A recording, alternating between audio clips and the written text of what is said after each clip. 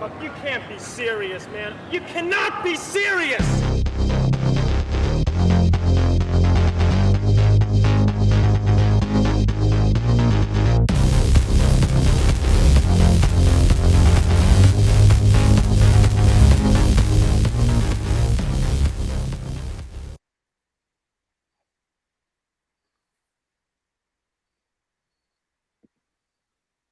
All right, we are back. This is Sirius Sports, and I'm going to just bring everybody into the mix here. Let's see what we got. There we go. It's myself, Robert Phoenix, Al Dawg, the dog father, and our buddy, Christopher Gardner. What's up, Chris? Hey, it's good to see you guys. It's great to have you in here tonight. So just to give people some context, Chris did play at a high level in the NC2A Division I World of College Football. He was a place kicker with the Michigan State Wolverines. Actually went back and No, Michigan State Spartans. Spartans, my bad, Spartans. Oh my goodness. Oh, how dare you? I know. I shouldn't have taken the gummy so soon. So I actually went back and watched some of your YouTube videos with the Spartans and George Perlis, and I was very impressed. Oh, when I was a freshman, yeah. Yeah, we talked a little bit about it, and I was like, oh, he kicked that ball like away from the return guy. It was really good. Anyway, we're here to have you. We're glad to have you here tonight and talk some astrology, some sports, talk about your career as a college athlete, lean into that. And just welcome, Al. You're always welcome here. Why don't you jump on in here, say hi to Chris, and greet everybody. Chris, been a fan for a while. I think since like 2019, since the first time you spoke with Owen Benjamin. Been paying attention for a while. Specifically, you've had some classic shows, dude. And I refer to you as a gravy captain. You know what I mean? You're a gravy captain of this entire sphere. Somebody I enjoy listening to, somebody I identify with between the football and the construction stuff. Somebody who created the model for rivals.com, I believe. Yeah. That's a huge fucking deal. So I really want to ask you about that. Yeah. Because that's some interesting stuff. But man, let's get into the gravy. Let's go off the rails. Let's start with sports, but who knows where this will end up, man. Well, this kind of leads to the whole Mike McDaniel talk with the Dolphins with the 3-6. He and I share a birthday, and there's something with the numerology of the Pisces, the 3-6 Pisces that loves innovation. And when I was at Michigan State, I started at Michigan State for 4 years. For like 10 years, I had the record there for most points scored from a field goal kicker. But I had 1 year with George Perlis, and I had 3 years with the Nick Sabanator. And that was his second stint as a head coach in the NCAA. His first stint was with Toledo before he was hired by Bill Belichick as Belichick's defensive coordinator for the Cleveland Browns. And so when he came to Michigan State in 95, I had a really good freshman year under George Perlis, and I was kind of upset that Perlis got canned. And he got hosed, actually. And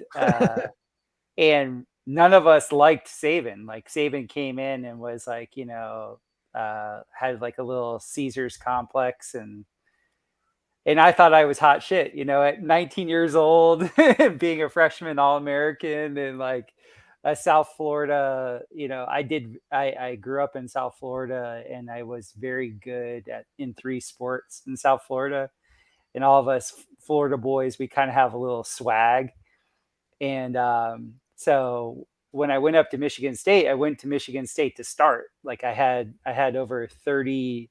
I had 32 Division I football offers, and I chose State because they played Notre Dame every year, and Notre Dame was my favorite school. Like, I wanted to go to Notre Dame, and Notre Dame was like, "Yeah, we love you, but you're not top 3 in the nation."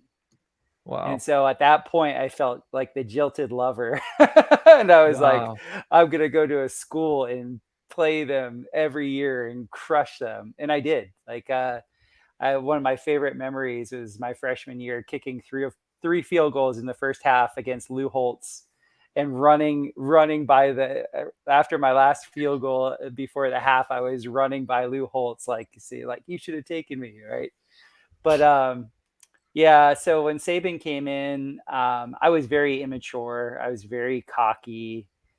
I did not take to his coaching style all that well. There were a bunch of coaches that were recruiting me that were like Saban when I was at Plantation High School in South Florida, and I didn't like that type of coach. I never did well with somebody that was a negative Nancy, and that was Saban's style. Like, he was just a drill sergeant and just like never had anything positive to say until the end of my senior year. But yeah, it was a great ride when I was up there. I can't say I ever like fit into the Michigan culture, because the Michigan culture in the mid 90s was very plaid heavy, hats worn down around your eyes, everybody chewing, tobacco and nicotine, and tons of drinking.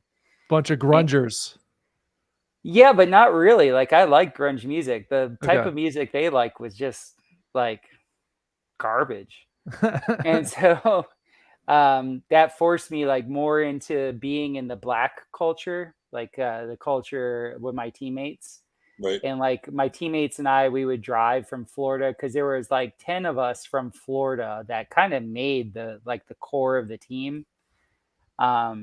We had a lot of really good players from Broward County, Nigeria Carter, Mark Renaud, Cedric Irvin, just a lot of really good Florida talent on those Michigan State teams. And so I just hung out with my boys on my team, because there wasn't that many people in Michigan that I really said I could vibe with, Yeah, that's like upper peninsula culture, man. It was and they drink a lot and chew tobacco and listen to country western music. And the thing that I didn't understand about in Michigan was, I think it was the first time I was ever subjected to like a socialist mindset, because there were so many people in Michigan whose families were in the car industry and were union people. So you caught that in Lansing. You usually get it in like Ann Arbor, big time. Well, Lansing at the time had 2 Chevrolet plants. Right. But the whole socialist vibe, at least from what I understand, I could be completely wrong, but Ann Arbor's got that reputation. Oh, Ann Arbor is like, I mean, that's the most liberal place you could ever be. Right. But the feeling of Michigan overall was like a feeling of a combination of, I'm going to do as little as I can, and you owe me as much as I say you owe me. And they're back into it right now. The same thing's happening with the United Auto Workers Union, right? UAW, they're on strike. They want to make $300,000 a year and work 4 days a week now. It's stupid. Even in the mid 90s, I was being groomed to become a country club manager, because I had a finance degree. And it was really funny, because I worked at Bloomfield Hills Country Club, which was a pretty sweet deal as a college guy. And I remember I was talking to some, GM bigwig. I was helping park his car or something like that at the club. And he had this like Lincoln Continental, and he was like so proud of it. And he like scoffed at me because I had a Toyota Camry. And I said, I'll take my Toyota Camry over your Continental all day long. And he's like, my car's a $42,000 car. Cause in like, 97, that was like, the equivalent to $100,000 car right now. I was like, yeah, but you guys let go of Charles Deming, and he went over to Japan and taught the Japanese how to use statistical analysis to actually make their cars efficient. And I remember the next day, my boss, the actually country club manager, Randy, he calls me in, and he's like, Chris, you can't talk to the club members like this. And I was like, I don't care. Like that guy is an asshole. Like, yeah. And I'm right. I'm not, I didn't say anything that wasn't correct. You're totally right. That Chris, 1988 Toyota Camry was like the most indestructible car ever made. dude, I currently drive a Toyota Corolla. Love Uh-huh. it. I'm a Toyota loyalist for life now. Yes. Okay. Thing's got 180,000 miles. Super underrated construction vehicle because It just dude, I broke. want a Tacoma so bad. I'm saving up for a Tacoma. That's my next car. So I'm with you all the way on that. Do you want to drool a little bit? Do you want me to tell you what I just picked up and just have you salivate? Yeah, I do. Because did you get a Toyota Tacoma in that tan sort of militaristic color? Oh no, I'm not No. that gay. No. Oh, come on. That car's sick. That car is so sick. I picked up a 05 Okay. Toyota 4Runner, black exterior, tan interior, Yeah. 165,000 miles, owned by a judge in Lexington, Kentucky for its entire life, one owner. And the judge is actually an avid mechanic. So it's a one owner 4Runner, black and tan, mint. That is the car. Because in Costa Rica, the roads were just terrible in the mountains where we lived. Yeah. And so the 4Runner was like the car. Like if you had a 4Runner, Right. the suspension would just pick all the bumps up, and they were reliable. And no matter what, they'll survive. Yeah. And to me, I just have that, like, that Costa Rican mindset. I just want my number, like on the scale of what's important to me is reliability. And the 4Runner is just the best. Very fun car too. What year is it? What year is it? It's an 05. It's an 05. So let me see if I can guess the price. How many miles? 165,000. I'm going to go with 9,500. That's what it should cost. What'd you get it for? 4,500. Oh man, you are a dog. How did you swing that? It's not what you know, it's who you know. Right. That's a steal, man. It is a steal. You can't find a 4Runner that year with that mileage that well taken care of. You might be able to find them for about 8,500. Right. But about 9,500 is what they run. Yeah. That's a great deal. Yeah. Well, yeah, I'm kind of in the Toyota club. I have a Lexus. Nice. What do you have? I actually have a 400 HD, which is their hybrid. That's a hybrid, yeah. Yeah. It's a 2006 model. And I thought, I sold my Escalade. I had a big fucking Escalade. Yeah. And I sold my Escalade. And now I look back on it, it's like blue. Damn baller. He's a baller. An Escalade. But it was blue teal. It was like my do-mobile, man. It was like, I could like dodge the dews as everybody else is getting incinerated. And I sold this blue thing. So anyway, I thought, yes, it's such a gas guzzler. Let me get this hybrid, right? And I thought, I'm going to get great mileage. I don't get more than 23 miles per gallon on this thing. Because it's so heavy, right? Yeah, it is. It drives really well. Yeah, and Lexus is awesome. It's and I got it with 86,000 miles on it. It was a 2006. So that's worked out. Does the battery still hold a charge? Oh yeah, it's great. Yep. That's great. Yeah. Well, welcome to Car Talk here on Monday night. Yeah, right. with Al, Chris, and Bob. Yeah, I love that because like for the 4Runners themselves, I'm doubling up. I like to double up on cars so I can slave one to the other if need be, if shit gets really nutty. So I already have this. I have the same year. I have an 05 4Runner right now that's blue to resist the dews, as you say. Right. And yeah, so it's something like I love cars that are built in Japan because the Japanese, they still really care about what they do. Absolutely. Kelly's 3 Land Cruisers. Nice, Kelly. It's my type of woman. Yeah. So the 88 through 90 Land Cruiser, one of the most sought after vehicles in the world. Yeah. And yeah, they just don't die. They don't. I've actually restored one in Costa for a friend of mine. I should say I drove it as he was restoring it because he wasn't in country.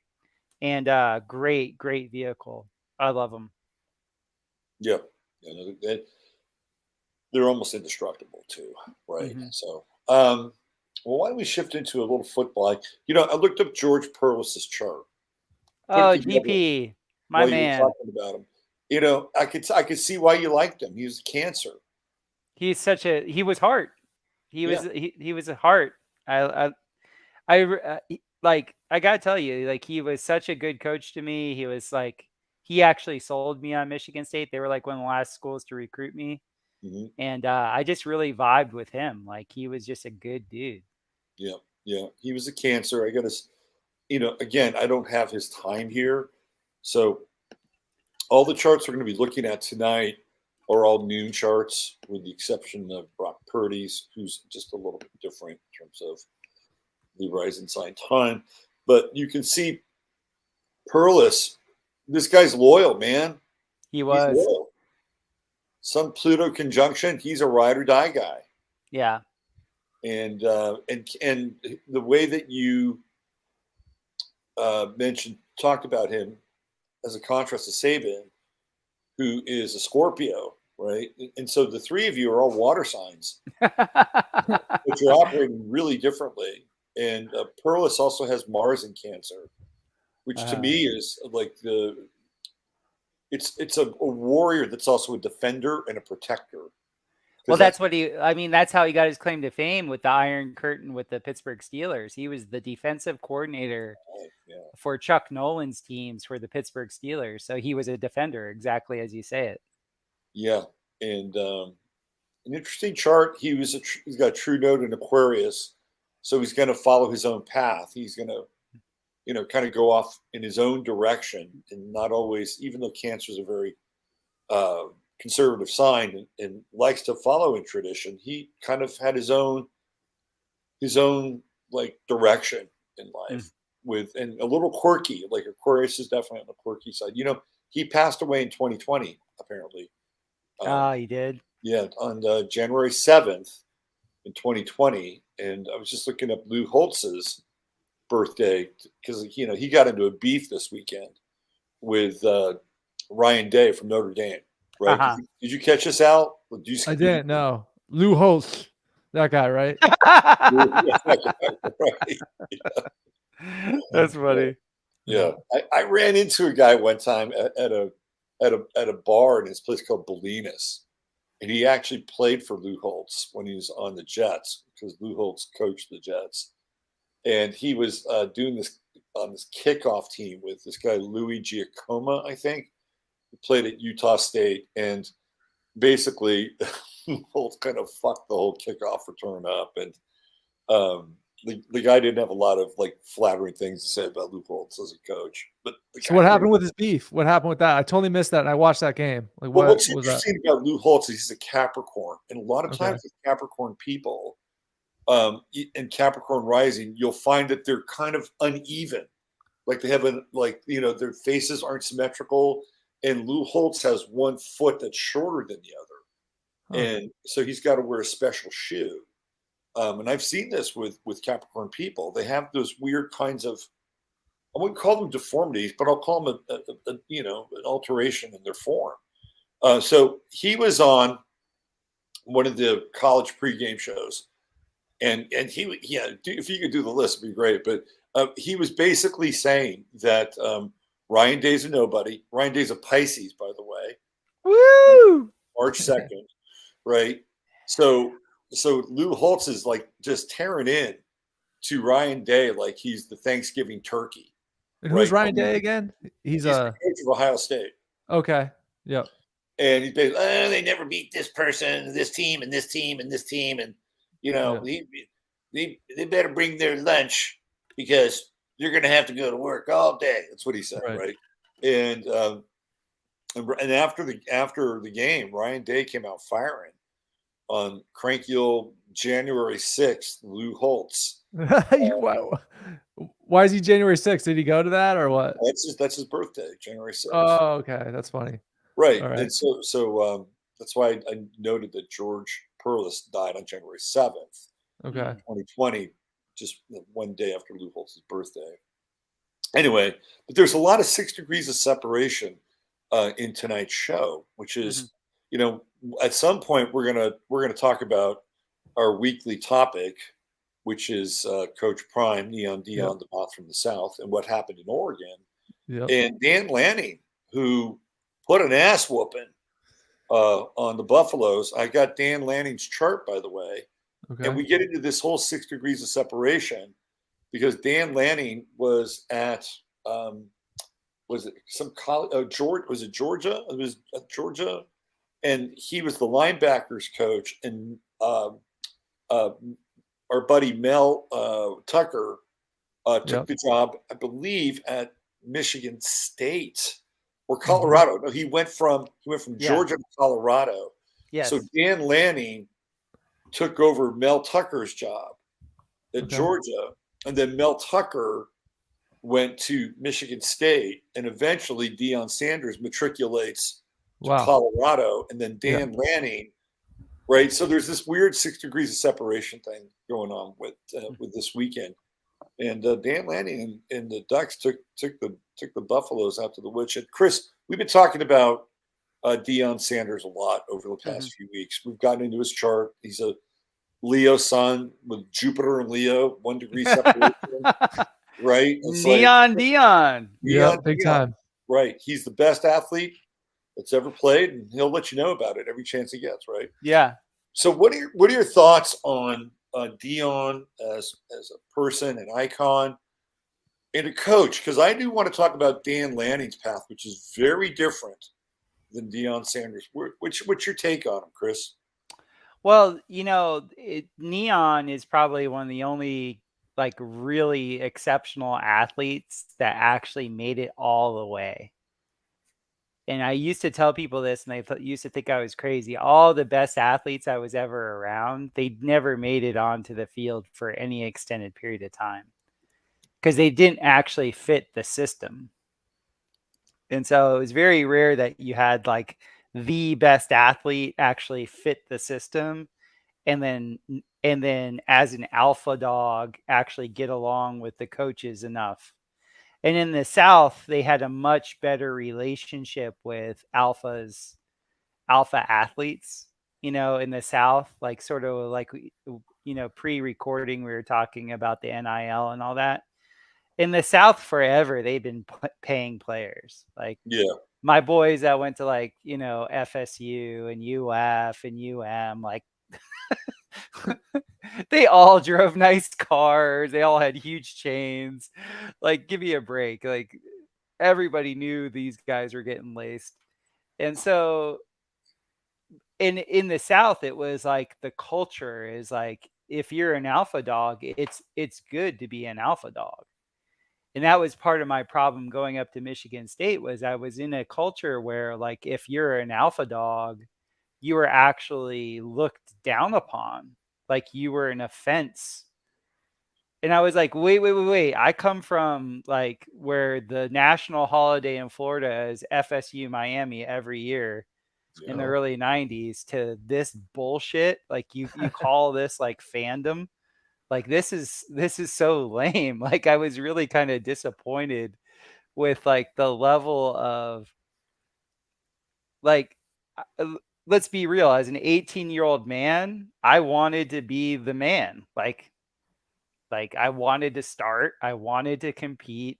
When I competed, I wanted to be the best, and I wanted to be acknowledged for being the fucking man. But in Michigan, that wasn't the thing. Yeah. Like some culture shock with the lack of football culture in comparison to Florida, right? Yeah, they were on the jock of all the hockey players and on the jock of all the basketball players. Hoops are really big. It was hockey at Michigan State first, then it was basketball, then football. And for me, I was just like, I had no idea. Like my whole brain was just football. So I was like, yeah, we have those great sports, but there's only like 10 guys on those teams. Who gives a shit? Like, come on. And so it was just a different thing. Like in the South, like the alpha athlete like Deion, he could really like, because he's from Fort Myers. He was only like 2 hours away from me. And like growing up, like it was Neon Deion. My dad ran track for Florida State. So Florida State was always on my mind. And yeah, he was like, it was cool. Like, if you're an alpha athlete in the state of Florida, especially in the 90s, it was like you were supposed to be the man, and that was cool. And so for him to be a Leo,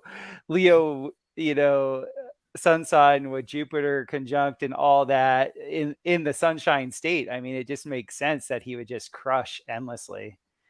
And as it pertains to a coach, I bet you from an X's and O's perspective, he's not that good.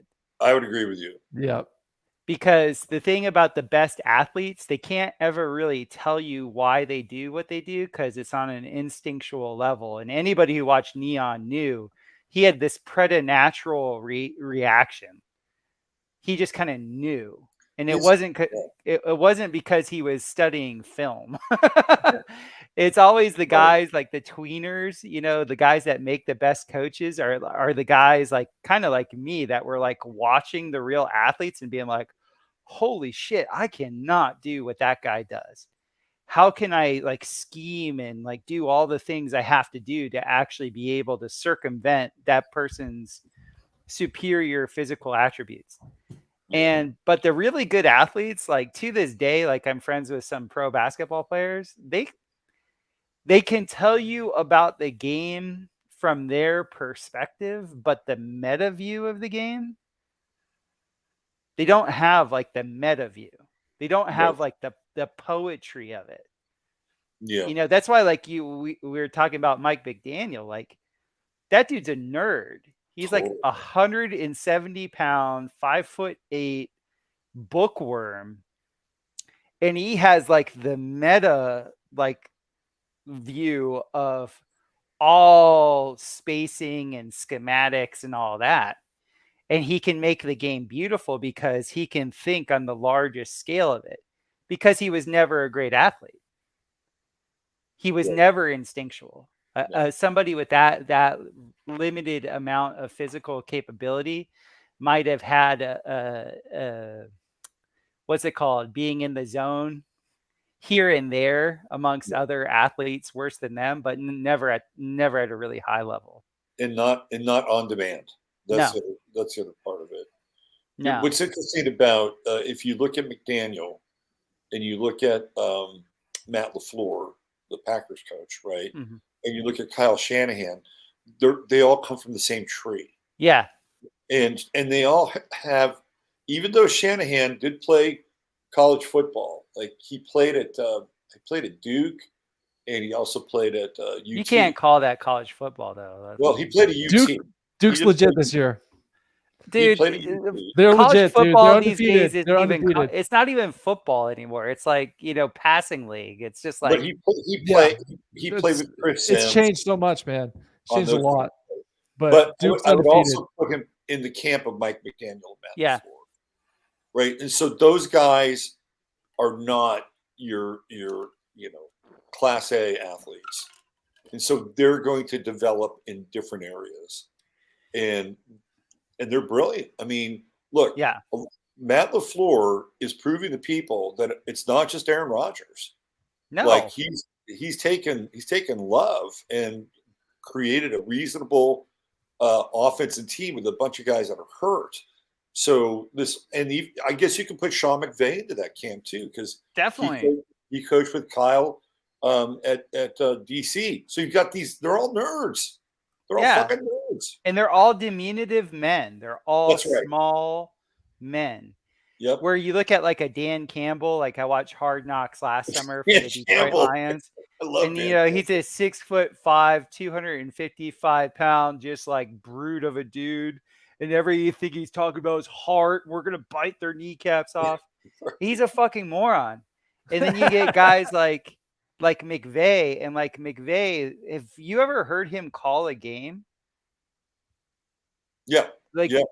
he'll be the best announcer ever, because he will know just from down and distance and the team's I guess you would say tendencies, exactly what's about to happen.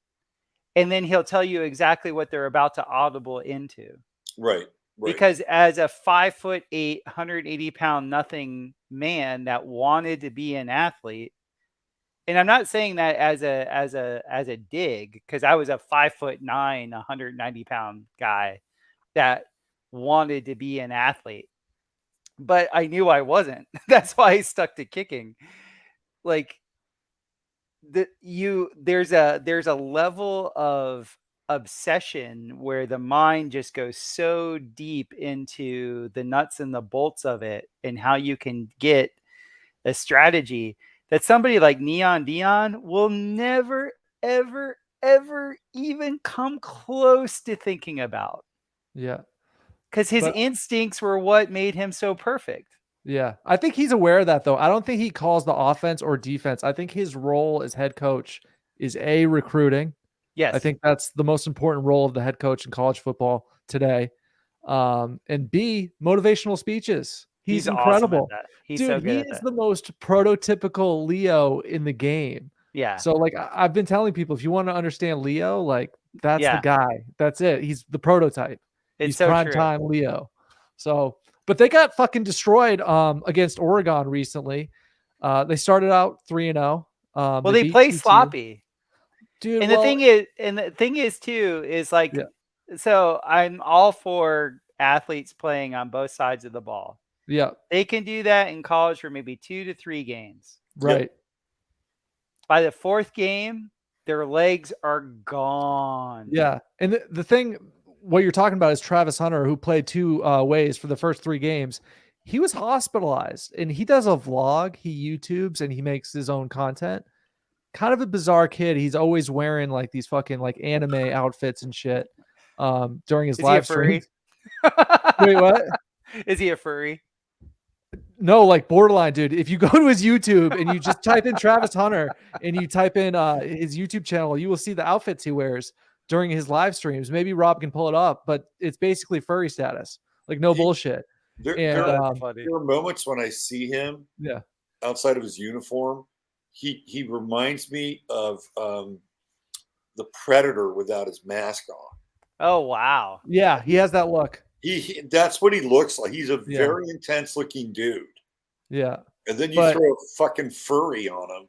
Right? Yeah. Just go like, what is That's going hilarious. On? It's true. But he's a Taurus. So he's a Taurus. Okay. But he talked about how he was in the hospital for like a day or 2. They say it was a kidney injury, but I tend to lean towards the exhaustion model because I'm not an advocate of the 2-way thing. I think he should choose one or the other, or he should be played one or the other. But Deion's got a program to build. I think what we saw with the Oregon game is we saw a team of mercenaries that was assembled via the transfer portal, via Deion's recruiting, his own energy, his lion-like energy, attracting these players to play for him. Him doing that, assembled a team, but they went up against a program that's decades ahead of them in Oregon. And they went up against bigger, stronger athletes. And the final score does not truly show the dominance that occurred during that game. Final score, I think, was 42-6. Dude, it was a different league of team that they played against. And this next week they got USC. They're going to be able to score against USC, but it's going to be like 55-28 is probably going to be the final score. They're playing in Colorado, right? Which I think is going to help them. Yes, it will. From here on out, it's not going to be easy. Like, it is just not going to be easy. They have a tough schedule. They do have a tough schedule. And getting back to Travis Hunter, we're going to talk astrological, right? He's a Taurus, and he's strong theoretically, like the bull, right? But we'd have to go through his chart. I think he's born actually like May 15th. He's got Uranus around his sun, and it's not close, but it's close enough. And he had Jupiter pretty close to his sun, and both of those now are retrograding away from his sun. So you can make a case that Jupiter and Uranus would create a kind of versatility, right? Like, oh, look, we can do so many things. We can expand, his toolkit and his magic, but they're moving further away from his sun now. So to your point, from an astrological perspective, I think Sanders should just say, look, you're going to go play defensive back, okay? And you'll play opposite my kid, and we'll shut these guys down. Because Jason Whitlock brought this up, and I agree with him, is that Deion Sanders is really treading on thin ice of exploiting Travis Hunter. Like by pushing him to do the two-way thing, getting all this feedback. Well, Deion's the best guy forward. He went two ways, blah, blah, blah, blah, blah. What he's doing is he's literally taking from Travis Hunter's future as an NFL player, if that's what he wants to do, because Christopher is exactly right about this. And Al, you and I talked about this last week. Travis Hunter's not big. He's 170 pounds. Yeah. 75 pounds. Yeah. So I get it, right? Like he's getting the end. And this is the other thing too. We haven't talked about this, and I want to throw it out there to you guys.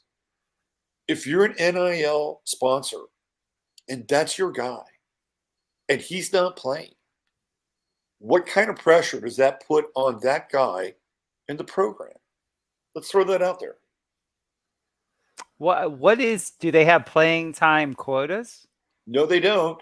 But the name, image, and likeness, that is what they're getting paid for. Right. And whether it's an alumni that's footing the bill for something, or the case of Shedeur Sanders, Kentucky Fried Chicken, I think Travis Hunter's got a deal, right? If you're not playing and it's a name, image, and likeness deal, like at what point do the handlers or the sponsors start to say, Deion, just play him one way. Mm-hmm. We're paying for him to be on the field, bro. Right? But can you ever tell a Leo anything? Well, with Deion and money, I think you can. Right? True. You did that track, Must Be the Money, the hip hop thing. But so Deion listens to money, and Deion does not want to kill his cash cows. That's true. That's what I think. But to your point, generally, Chris, the answer is no. All the Leos I've been surrounded with in my life. You can't tell them what to do. Aquarians are the same way. No. Yeah. Al, what are your thoughts on that? I mean, I think it's an interesting point. Yeah. That we haven't covered with NIL yet, and literally the ownership of the player, right? Because they're being compensated for their name, image, and likeness. And if they're playing two ways and they're hurt, who are they helping?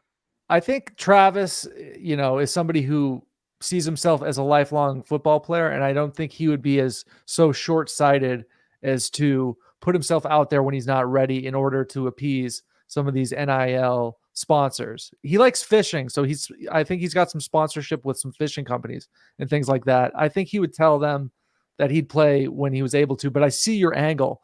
Perhaps some of this economic pressure to get these guys on the field because, hey, if I'm a business owner or perhaps, an alumni who's feeding into this pool of money to pay these players, we want to see him play. So I understand the economic angle and the economic incentive, but I think that kid he's got an NFL future. He knows it. Potential first rounder. So most likely a first rounder. So I think he's in it for the long game in this specific case, but I see the angle and I see the potential pressure for that to occur. Yeah. But speaking of Aquarius real quick, because you foreshadowed a potential conflict between Deion and his son, Shedeur, who is the Aquarius quarterback, right? And I think we actually saw a little bit of what that might look like this past weekend, actually, because he got sacked 8 times. Ooh. Okay. And this kid, Shedeur, he would be a first-round draft pick tomorrow. Okay. So the question is, and I see the potential conflict being, does he want to stay at Colorado if it's a situation where he's getting fucking sacked and they're getting their asses kicked? Why would he stay other than to help out his father? That's the only reason he would stay. Because if I'm Shedeur in a situation like this, you're looking at first-round money.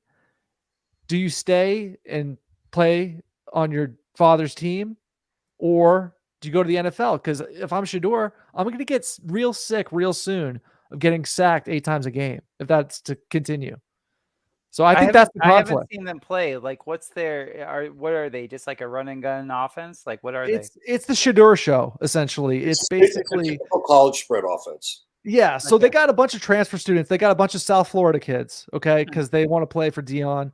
They got a bunch of transfers from South Florida, USF, Florida State. They got like 7 transfers from Florida State. They got kids from Bama. They got a great transfer portal class, right? So they got players. They beat TCU. Who else? They beat Nebraska. I don't care what people say about Nebraska. That's a historic program, right? And then they barely beat Colorado State, but they beat their in-state rival. So they went up against a big-time opponent. Oregon got fucking crushed, right? So, but they're good. They have talent. They have a lot of talent, but they're But you not know what quite a program. because Oregon has what's his name? Bo Nix, right? Yeah, Yeah, Bo he's- Nix. He's an Is he example. like He's a 30 or something? He's been around dude. forever. Okay, Bo Nix played against Justin Herbert when Yeah. Justin Herbert was at Oregon and Right, Bo Bo Nix Nix was has at been Auburn. around Yeah, forever. that's my point. Bo Nix, you can't frazzle that dude. Right, but he's like a professional college quarterback at this point. This is like his Yeah. 6th He's year. got as close as it gets. Yeah, so Um, he's kind of the new model. It looks like. I want to throw this out there, and Chris, both of you guys have played sports, so you know what it's like to be on a team that wins, and a team that, if it's good, you expect to win, and then what happens when that stops happening, right? Yeah. And if you look at what's gone on with Deion, Jackson State, I think they had a kind of a rough first season, but from that point forward, they were winning everything. They go to Colorado, they're winning, and now all of a sudden, they're faced with the prospect that they might go 500 for the rest of the season, which if they go 500, they're at 6 wins. They don't make a bowl game because they got to win 7 games, right? So you have a culture, you have a family that is used to winning. Yeah. And what happens when the winning stops? What are your thoughts on that? How do you think these guys are going to handle this? I mean, because it's such a nouveau riche program, since they had so many portals and those guys really haven't gone through the fire with each other yet. Because, men bond through trauma. And you usually you bond through the trauma of like going through multiple years of, the brutalization of your coaches. And so like you're all new. You're all like, woohoo, we're behind the big lion. Look, we're winning. And now it feels easy. And then you get shellacked by Oregon. And that's that big wake up call. I think all the skeletons start to come out of the closet. Because from what I've seen from this generation overall is that there's so much more. The young men are so much more emotional. Yep. Like they don't like, when I was playing in the 90s and the early 2000s, like you were kind of expected to be brutalized, and you just kind of had a tough skin. You kind of got a little bit callous to it and it didn't really matter, like, so what? I got yelled at. From what I hear now, like players don't respond to any type of criticism. Everybody has a name, image, and likeness, and they have a social profile out there, and they have to save face, and they have to do this, and that. There's just so much more pressure on them. And I think that's what's kind of weakened the game is because everybody has become more insular. It's not like a team. Right. You don't have that like ride or die. We're all together. We're going down with the ship. You got like 10, 15 guys thinking about like, oh, if this doesn't happen, then I'm not going to get this deal. And then, the girls at the gig and Instagram and all this, like, no, I think it shows the cracks in the program so much quicker if I was to guess.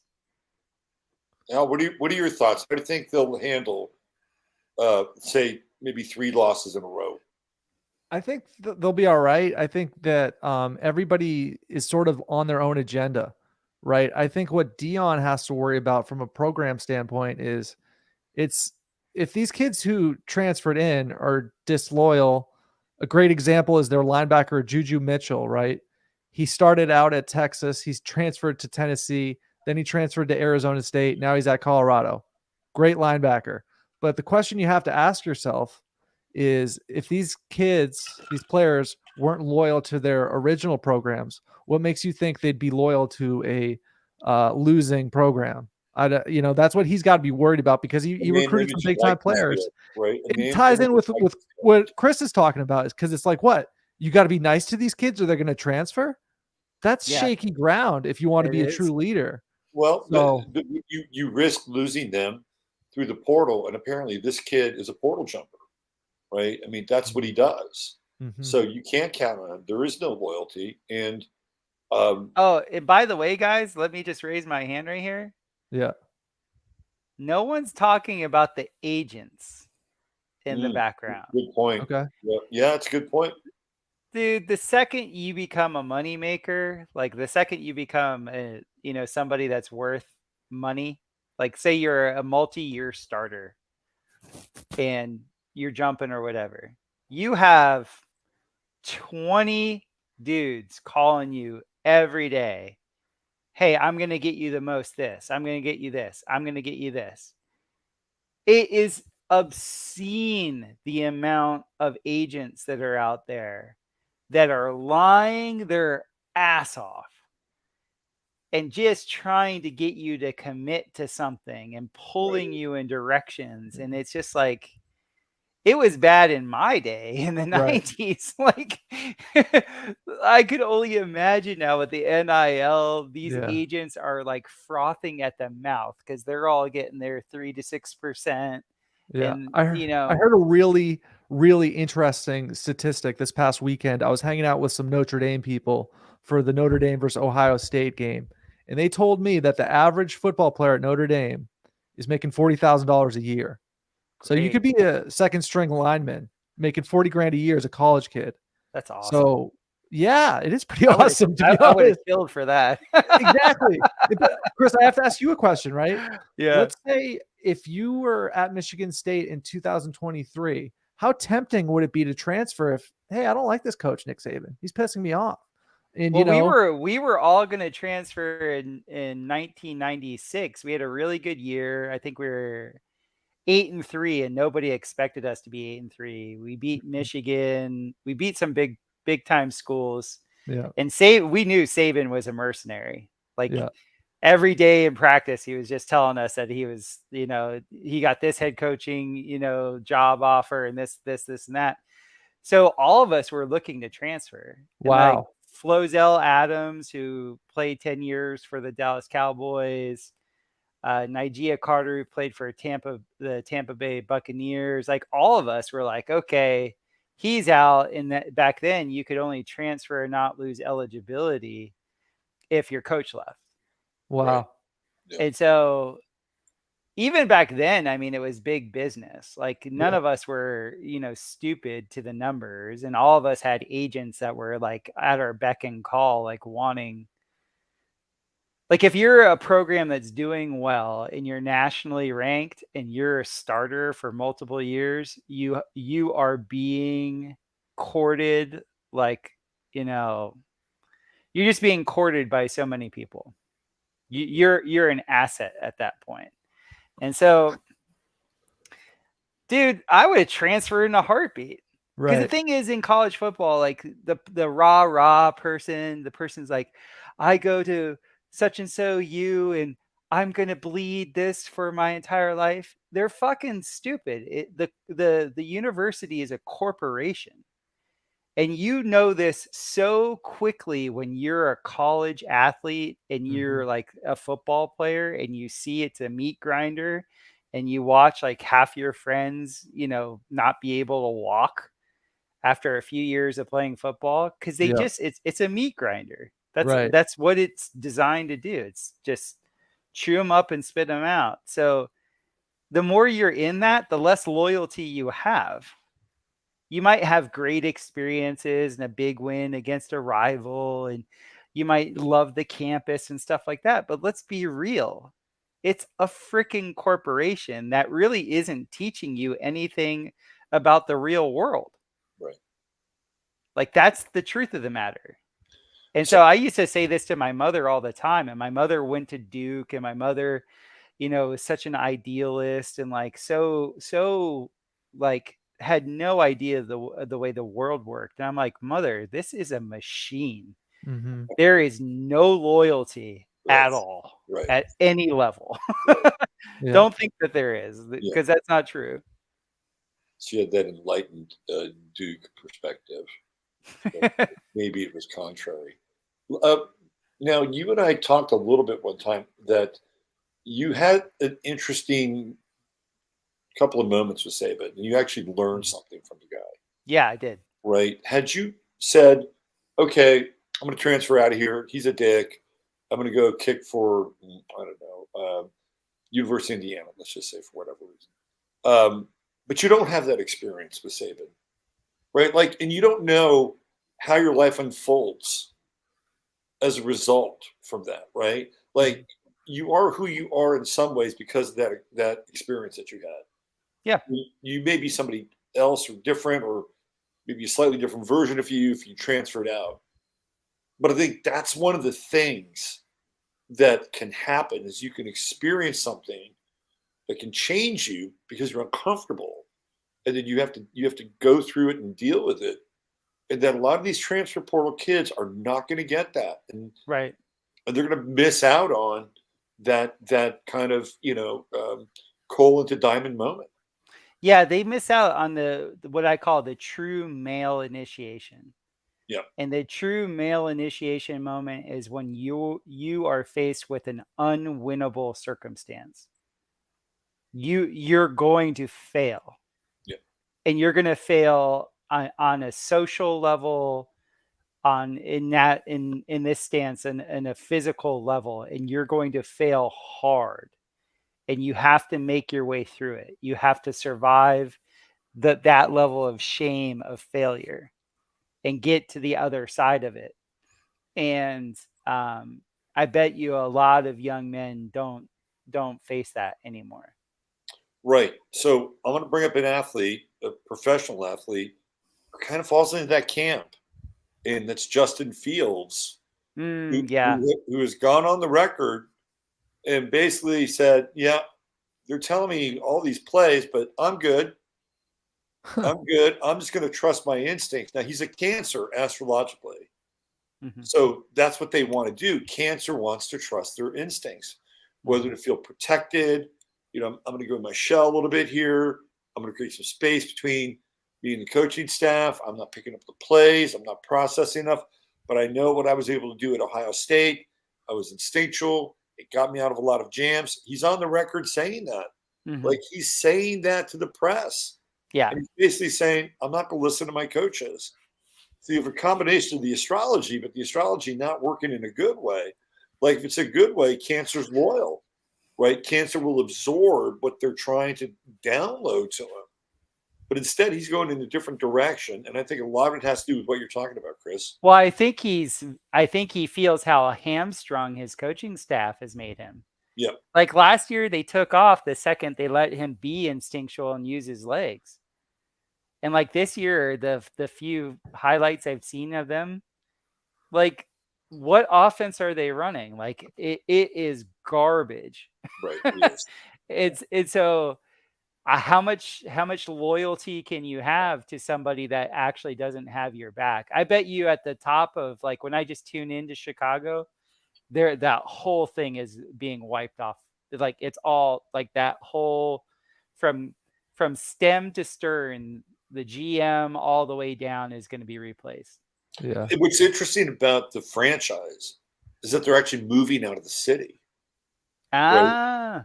So this franchise, which has been, kind of one of the anchor franchises of the NFL. Yeah. And they're Hallis Field or whatever, right? Like, even with all the improvements they've made, they haven't been able to get a stadium deal done inside the city. So now they're leaving. So you have this franchise that's it's in flux, right? Like the direction. And that old stadium was Antiquitech. It looks like it, doesn't it? Yeah. The Soldier Field, my last pro tryout was on Soldier Field, and that was like the craziest thing to walk up into with all the columns. This is It's 1997. totally Romanesque, right? Oh, dude. Yeah. They just built that just for the hell of it. Give me a break. Quick note on Justin Fields, though. I think this is important.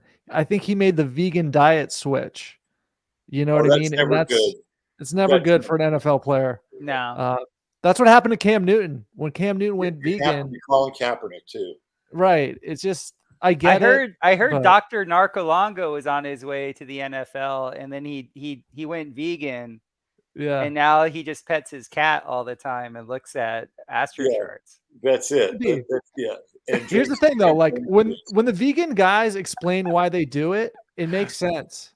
It totally makes sense to me. I did it. I had that year of my life in my late 20s. I mean, God, in your 20s, you just experiment. Like that's what you do. Yeah. What was your experience like, though? Vegan? I got really sick. Okay. I have an A+ blood type, so I can actually do vegetarian really well, but vegetarian with high animal fat. Okay. I can't do, I don't need a lot of animal protein. To this day, I never am like wanting tons and tons of protein.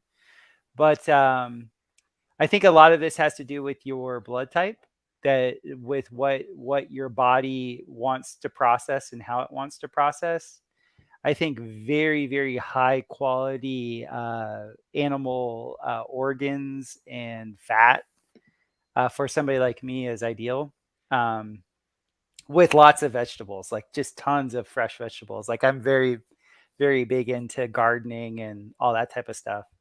But like for athletes like this, more than likely, especially a black athlete, I can guarantee you the inputs are not what they need to be for his mind to be right. Mm-hmm.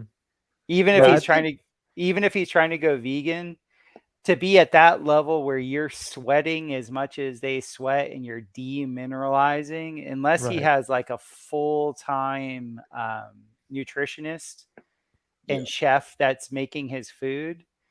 Because I know these brothers, man, like they just like the way white people think about food and the way black people think about food. I mean, it's like, I think he'd be 10 times better off on an all McDonald's diet. I'm not bullshitting. Well, dude, half the brothers in the league are like that, and they're fine.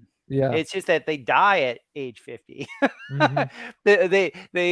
They're burning the candle at both ends, and that's I think still I think the NFL life expectancy is still 51 years old. They're going crunk and ham at the same time. Half of my teammates are all dead. Wow, like, that's and fucked up. I'm 47. Wow. Yeah, because you're getting hit. Yeah. Like, think of this. You're having a car crash. Like, I was just a kicker. I wasn't a real football player. Yeah. The real football players are having a car crash 100 times a week. Yeah. Think of that. 100 times a week. Right. You're not going to live long, dude. Yeah. So Chris, hearing you like tell these facts about your teammates and stuff, it makes me so glad I stopped playing. I peaked as a high school quarterback, right? And then I walked on as like a 5th string linebacker. Yeah. I was like a crash test dummy. Yeah, I'm like, definitely. all right, I'm going to go play club lacrosse. You know what I'm saying? So this is incredible. Like, I think one of the most poignant things you've said is it's about breaking alpha males. Yes, that's a very powerful statement. This is actually how Owen and I actually bonded. Was I told the story about me playing in the Arena League. Yeah. I think it was my last game in the Arena League. We had won the game that we weren't supposed to win. And I'm sitting in the locker room with my locker mates. And by this time I'd played with the guys for a couple years. And these were like all like good looking, big, athletic men. And we were all entrepreneurs one way or another. Yeah. I was starting my recruiting business, and like, it was just cool. Like, we were just like cool dudes, cool young men in their early 20s. And we were just all like happy. And we're like talking about what we're going to do. And I'm just like sitting there and I'm looking in the room, and the only common denominator that we had, other than that we were athletes. Yeah. They just built that just for sports. Right. Exactly. So the only common denominator that we had was each one of us were injured. I had this big wrap around my right leg to like hold my sartorius in place because it was ripped. I just looked at every one of my friends on the team, and then I had this epiphany. I was like, we're rewarded to destroy each other. The whole professional sports complex was there to incentivize alphas and high bravos and sigmas to go into the arena, and it incentivized us to destroy each other. Well, I'd say with football, definitely. I don't know about like basketball and like soccer. They're not really destroying each other. All of it. You think one way basketball, or another, they're destroying dude, each other? No, just time out, dude. Yeah. Think about it. You're an asset. Okay. You have 45 fucking people behind you that want a piece of you. So whether or not you make it physically, you don't make it mentally. You're pulverized. How many, I'll ask you this question. Okay. How many athletes that had semi-success end up suffering severe depression? I don't know. Tell me. I don't know that stat. It's over 70%. Wow. And it's not just because they had been concussions and this and that or whatever. It's because the weight of all the expectations of every single fucking person that's ever been behind them is like, why didn't you try this? Or when did this happen? Or da, da, da, da, da, da. Yeah. It's an unrealistic expectation that just works in that's why like I bowed out. Like I was like, fuck y'all, I'm moving to India. You think it's comparable to like being an animal in a zoo and all these motherfuckers are just like poking at you and pointing and shit like that? Yeah. Okay. And then not to count Except all in the zoo, the animals fight each other. Okay. That's the difference. Right. And now they've taken that out of the game. Like back in the day when I was playing, at least you could like settle it like men. You know, like you could like have the physical altercation, go through a little violence, and at the end of the altercation, you were everyone's buds. Yeah. You know, now they take that away and say, "Oh, everybody's got a beef fraternity now." Yeah. Do you think it wears on a player mentally when every fucking person in their life asks them about the game and asks them about the upcoming season and asks them about this and that? Do you think it kind of isolates them in a sense? Definitely, dude. Yeah. And it's even worse. It's so much worse. How should I say this? So as a white dude that was a kicker that came from 2 educated parents. Yeah. My experience was worlds different than the majority of my black friends. The majority of my black friends did not come from educated parents. And when I say parents, that's even loose. Most of them only had one parent. Right. And they were immediately within the social sexual hierarchy of their grouping marked by 50 women to get pregnant. Derek, I shouldn't name names. Guys that you would know if I name them. Yeah. They literally had so many gold digging women after them. Right. Yeah. Just to get pregnant. Like these women, like in the most ostentatious and outgoing ways, were like, let's go. Right. All the time. Land grab is what it is. No morality, like, and it was all, that's my baby's daddy. He's gonna score a touchdown. We're set. Right. He's gonna go to the NFL and I'm gonna live the good life. So the guys that don't make it end up having like 10 kids from like 6 different women. Right. And it's like, oh, and more single and the cycle parents, repeats, and some of those kids will be recruits. More single you know the statistics of that, right? And so it's just like I was blown away at the high school level because I went from a Jewish prep school from elementary to middle school. I was really good athlete at that school, but I was a big fish in a small pond. My dad ran track in college. He's like, you got to be around black people. Sends me to the biggest high school. I end up doing really well there, but now I'm in black culture. And even in high school, I saw it. I could not believe my eyes.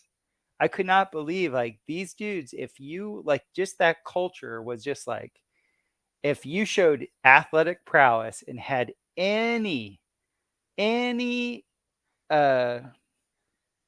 prospects, you were marked. And like, it was crazy. It's just to most white people that I talk to about this, they have no idea. It's like you're an explorer on the African Serengeti, just reporting back what you saw. Well, what was so funny, speaking of that, so Yeah. I guess it was 1996 on the Discovery Channel. They had this beautiful documentary, and the documentary was essentially about they did a 10-year study in the British Isles from 1980 to 1990 on 10,000 women and what contraception that they were going to use. So this documentary came out 6 years after the completion of watching these women for 10 years, right? They had to change the study from contraception to sexual, what actually impregnates women. Because what they found was the majority of women, at least in the British Isles from 1980 to 1990, weren't impregnated from their long-term relationship with the person that they practiced contraception with. Interesting. What they found was, and now, but mind you, at this time that I'm watching this documentary, I had a girlfriend that flat out told me that she wanted to have 3 of my kids.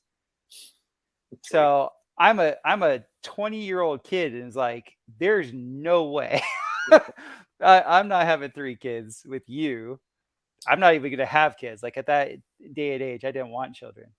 And I was like watching this thing, and it said, and it set my mind correct. It was because I saw this in the black culture, and then I saw it in the white culture, but the white girls were pretending it wasn't this way, even though it was this way.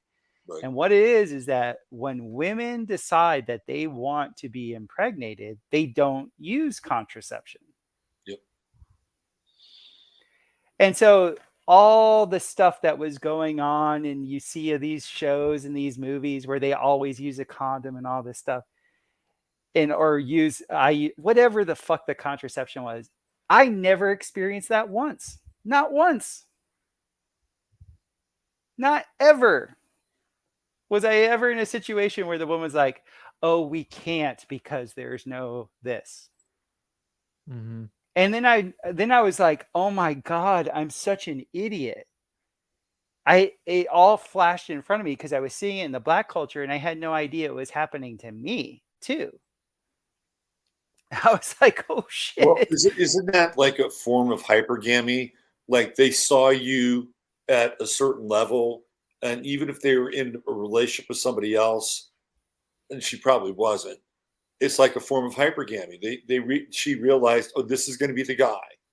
What's hypergamy? I don't know what hypergamy is. Well, hypergamy is when a woman is in a relationship and basically sees a guy that she has a better deal with.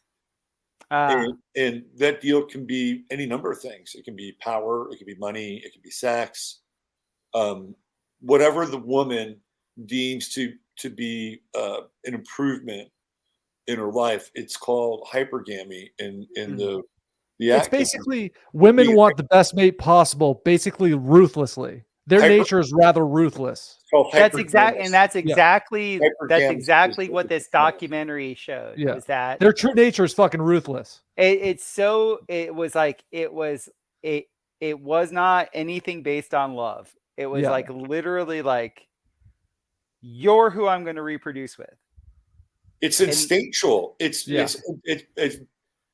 borderline rational. Like, I'm sure she could rationalize why she wanted to have those kids with you. Yeah, you're a good looking guy. You're smart. You're cultured. You come from a good background. but that wasn't the reason. No. Right. The reason was something far more ancient and instinctual than all those other things are just kind of like the wrapper on the package, really. Yeah, and my consciousness back then was very much like I was performative. Like I was like I would notice there would be more girls after a game that I did well in. Like I actually got into sports because I noticed this really cute girl I really liked. I did really well when I was like right at that age, and she sent me all this attention, and I was like, okay, yes. So I got into athletics because I wanted the women. So for me, I was very clear on that. And then once I had like completed that in my life and like saw like there really isn't, it's not all that what it's cracked up to be. I lost my drive for athletics. Like I didn't really, because the athletics were there to give me the girls. And once I had the girls, I was like, whatever. So it was amazing though, the getting back to what we were talking about when it comes to the level of a meat grinder, the performative nature of professional athletics is, because you have your familial pressure, and there's tremendous familial pressure. Yep. Because whether or not you come from a quote unquote cultured background, all of them are talking to their people and whatever, and that's impressed upon you. Then you have your social dynamic in the women in your peer group that are all angling to get whatever. And then you just have so many people that are in the money world that are trying to work you. I mean, you're just an asset. It's And funny when you say asset as it pertains to a meat grinder, because it's like you're a piece of like meat, like an that's ass all that's you going are. through. Yeah. And the worst thing about the athletics that I experienced were the fans, because the fans are so hyper emotional about everything. Yeah. And so you have a great game and you're a god, and you have a bad game and you should never play again, and your mother's a whore. Like, it's disgusting. It's a disgusting mob mentality is what it is. It's really cowardice to shout things from the stands. And one thing I truly do have disdain for is sports fan culture. I think it's sick. You know what I mean? At so many different levels. I think it's just fucking sick. Because I was telling Chris before the show, he asked me if I had like a tattoo of Tom Brady. And I'm just like, dude, growing up in it got really gay. Like it got out of control. Fucking the false idol worship, dude. It gets sick. And I was also saying, like, it's not just the New England Patriots. You know, I grew up with the Red Sox winning 4 World Series, and the Celtics and the Bruins, and then all the people around me got sort of channeled into this false sense of tribalism. People getting tattoos that say they're the city of champions. You were watching TV. You know what I mean? So, yeah, sports fan. I love sports, man. I love playing sports. I usually say this. I say, play sports, man. Don't be a sports fan, because I do like to watch. I do occasionally dabble as a sports fan because I like to watch the game. I like to watch the athletes and the coaches. That's who I'm a fan of. But it does get truly sick when everybody's instinctual, natural, regional, tribal energy is converted just into this, vitriolic, alcoholic loser. It doesn't matter if your team wins, you're still a loser if you're getting that emotional about it. You know what I mean? Well, definitely. I have a story. I have a fan story, and it's a kind of a funny fan story. And I was kind of that guy, but I wasn't that guy. Okay. You want to hear it? Yes. Okay. So it was at an Oakland A's game, and we had a friend of the family who used to get us tickets to the game. And this was against the Yankees. And we were on the field during batting practice watching the Yankees hit. And that in and of itself was really fascinating. Like, that was the Yankees with Jeter and A-Rod and all those guys, Hideo Nomo. They just had such an attitude. Like, the way that they carried themselves on the field even before the game for BP was just different. right? They just rolled as the Yankees. And Reggie Jackson's out there wearing his little fucking Yankee outfit, right? So you're playing the Yankees, and we're sitting on the first base side, which is where the visiting team's dugout is. So I had brought, my kid was, I think, maybe around maybe 3 or 4 at the time. And so I brought one of these bicycle horns, the ones you squeeze, with a little bulb on it. So that was like that was going to be like my rally horn. Right? So I'm doing this rally horn thing, and I'm getting on the pitcher, right, for the Yankees. And every time the A's would do something, I'd hit the rally horn, right? My kid would go nuts. And eventually this guy turns around and he said, "You going to ease up on that damn horn?" Right? I'm like, "Oh, yeah, it's okay. We're having fun." And then like an inning later, like the pitcher's getting shelled, and he turns and he looks at me. He says, "That's my kid out there. Lighten up." Oh, wow. That was the dad of the pitcher. That was the dad of the pitcher. And he was there with the kid's agent. Okay. They were sitting right in front of us. So I reached around just instinctually. I reached around and I hugged him. And I said, "Oh man, if I knew that, I wouldn't have done that. I would have been cool on your kid. I'm sorry." Right. And he wasn't, I guess, used to anybody hugging him like that. So the game goes on, kid gets pulled out. And I think around maybe the 6th or 7th inning, we got up and we started walking around the stadium because he's a little antsy. Sit here, sit there, right?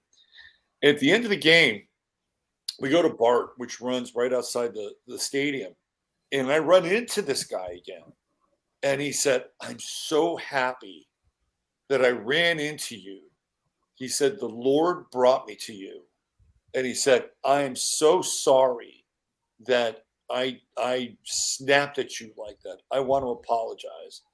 And I said, "Look, if I had known that you were his father and you didn't say anything about your kid, I'd be a little disappointed in you, right? Even as an adult, I would have been a little disappointed in you. But it's okay. We're good. Thank you."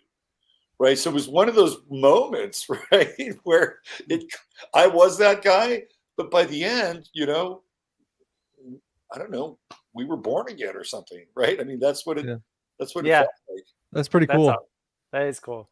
Yeah. I have a similar story, like as a sports fan. I was at a basketball game, with an associate, and they give every fan has these balloons. Like they give balloons to everybody in the stands that they can clap together, right? Like a seal, literally like a clapping seal.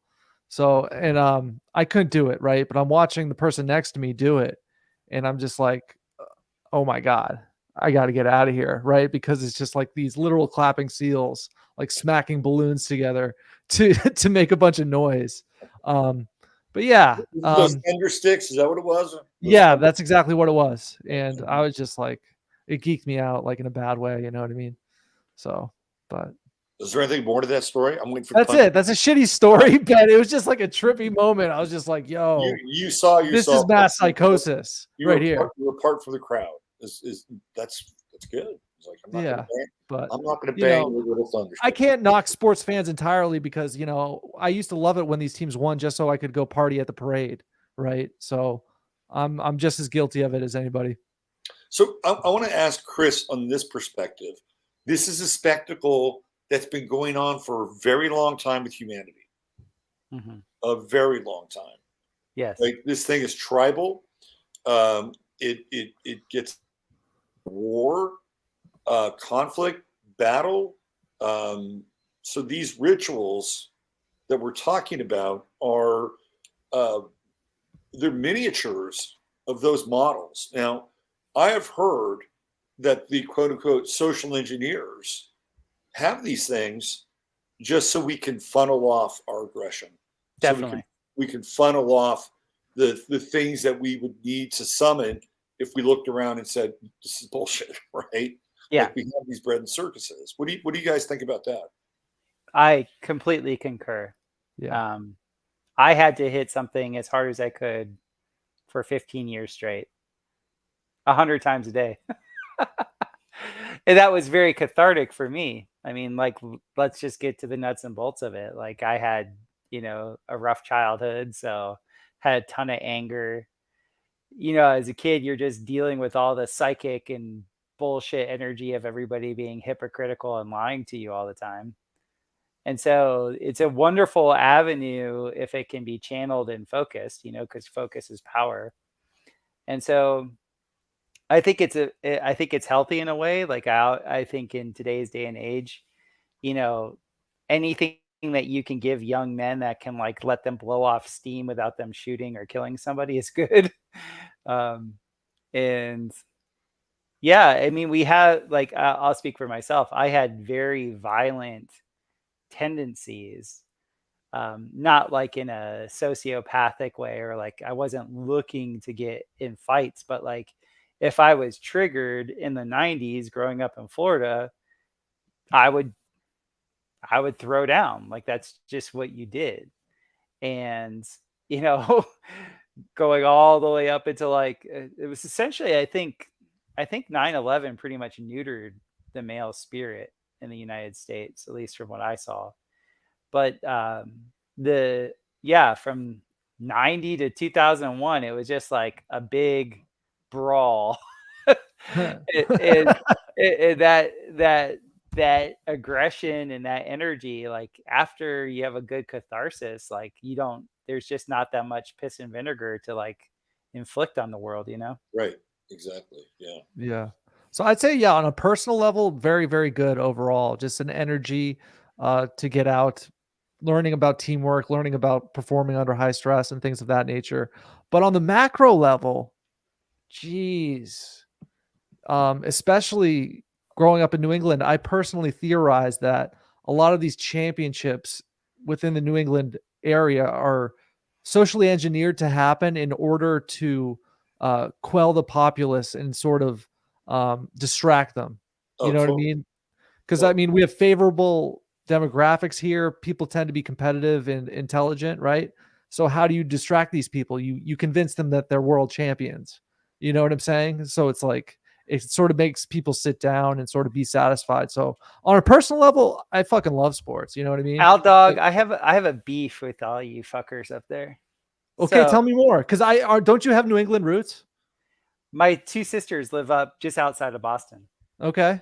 So tell me more, because if you have a problem with the snobbery, I love and hate it, but I'd like to hear your spiel. No, I'm actually kind of being funny about it. But Okay. so all I have to say is the tuck rule was the biggest It's bullshit. It's total bullshit. So that year, a lot of people don't understand how good Mhm. the Raiders were. So They the were Raiders go to New England. They were kicking ass in that game. Snow game, just crazy. It didn't matter. The Rich Gannon, they were just crushing. That year, we were talking earlier about the theme with the bus returning to Detroit in 2005 for that Super Bowl. Well, Yeah. what was the theme that year? Oh, 9/11. Yeah. We're going to be the Patriots. And I remember Right. saying to my girlfriend, I'm like, man, the Patriots are going to win the Super Bowl this year. Yep. And wouldn't you fucking know it? They did the tuck rule. It was blatant in the actual telecast because it was, I forget if it was the AFC. It wasn't the AFC Championship Brady game. knew he fumbled. He walked off the field like he Right. It was blatant. Super blatant. Yeah. I totally agree. Listen, man, as somebody who grew up a New England Patriots sports fan, I will be the first to tell you it's rigged for them. It always has been. And The next year, Patriots Yeah. are playing down in Miami. Miami had a decent team with Ricky Williams and all that. Dude, I watched the Patriots offensive linemen like literally just holding every single play. Yes. Never called. Yep. Ever. The Mhm. Dolphins would do like one of their offensive linemen would like just like touch somebody and like chest them up.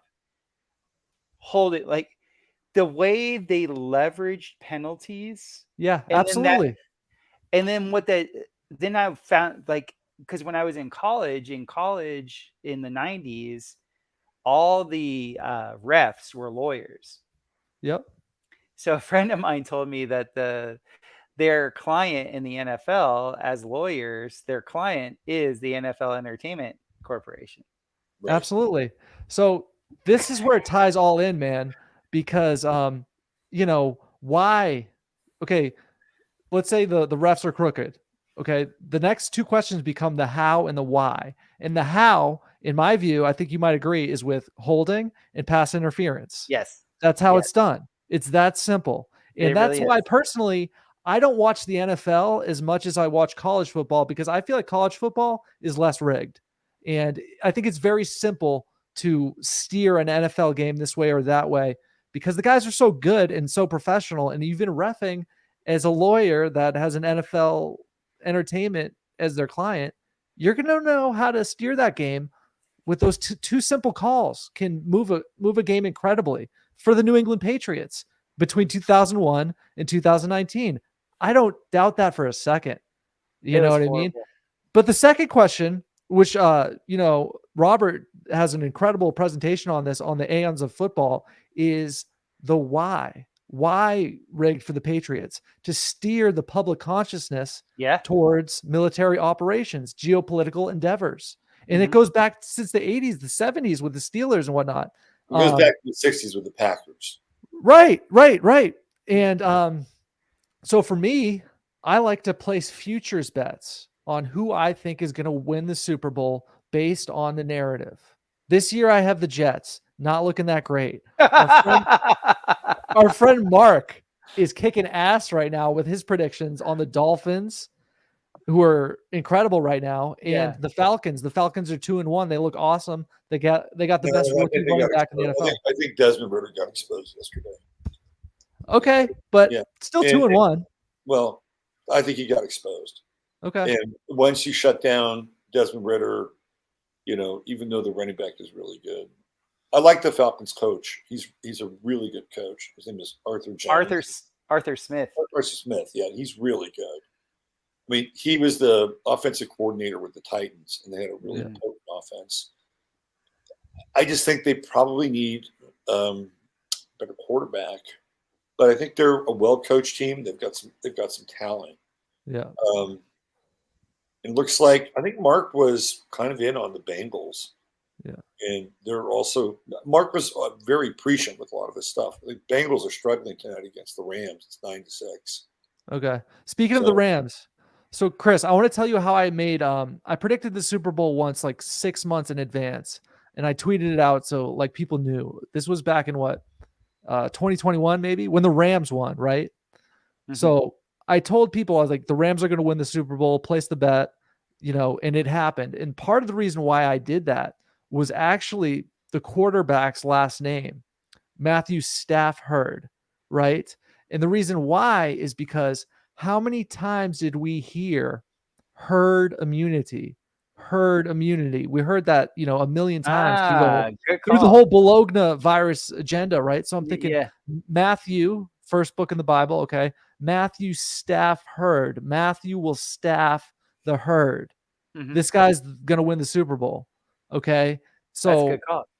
That's where it gets fun. So it's they like, also okay, supported Ukraine's colors, by the way.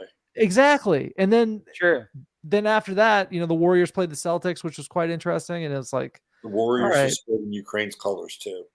Exactly, and blue and yellow make green. The Celtics, right? Mm-hmm. And the president of Ukraine, his last name is what? Zelensky, right? Zelensky. Mm-hmm. Russian for green is Zelensky. Oh no, it's Zelonly. Zelonly is green in Russian. So it could all just be a wild coincidence. Who knows? Or it could be social engineering. It depends which fractal layer we want to interpret. But I always go ahead, Chris. I always thought it had to do with the owner's investment, because I saw when the Cardinals made their Super Bowl run with Warner. They had just opened a new stadium. There was a lot of his stadium base. Yeah. There was like 7 or 8 years in a row where it's like, oh, you have a new stadium, you're in the Super Bowl. Yeah, that's what happened with the Rams. Like that was really strategic. They needed the Rams to be in the Super Bowl. They needed it to be in SoFi. They needed to bring the fan base into the Coliseum or SoFi Stadium, wherever they're calling it. Didn't really work. I mean, the 49ers outdraw the Rams 70-30 when they play. LA notoriously has been not a football town. There's too many things to do. Yeah. They love basketball. They will sell out, the Forum, or they'll sell out their other stadium, right? And even the Dodgers draw really well for a baseball team. They're 20,000 a night, but it's a good experience. For whatever reason, the Rams have never done well in terms of attendance, and they've had to move around. Like, there was a period where they played in Anaheim, then they went to St. Louis, then they came back to LA. And I just had something to chime in about this New England thing, and you and I may have talked about it a little bit. But when I think of New England and I think of Boston, I think of like really blue collar people. Like really blue collar, working class Irish people. When busing was going down, I remember seeing pictures of Bostonians like on the front lines of busing, throwing blows, right? Like this, you have the blue bloods who are clearly the Boston Brahmins who run New England, but below them you have the working class. And I think a lot of what they did, not just to promote the military industrial complex or the Patriots and all that stuff, it is to subdue a very volatile, very working class part of the populace. And if they didn't have this, or they didn't have these things to identify with, well, you get Whitey Bulgers, or not. I mean, it's kind of extreme, but you know what I'm talking about? Like, I know exactly what you're talking about, and I totally agree. Total soporific. Yeah. No, I totally agree, man. I 100% get what you're talking about, and I'd take it a step further and say that's why I'm so resentful towards sports fan culture, because I've seen what it does to a population. It completely deludes them. Okay, well, completely distracts them. Now with Chris though, and you go to the South, you go to Florida, you go to Southern sports, it's more embedded in the culture. And it's like, well, this is a patriot. I mean, it's almost like they're sort of siphoning the energy off in New England, but in the South, it's different. It's like it's kind of more part of the holistic sort of framework of. Well, it's because all the good players come from the South. Let's be real. That's true. For the most part for football, but like the thing is, it's weird because New England is not a football culture at all.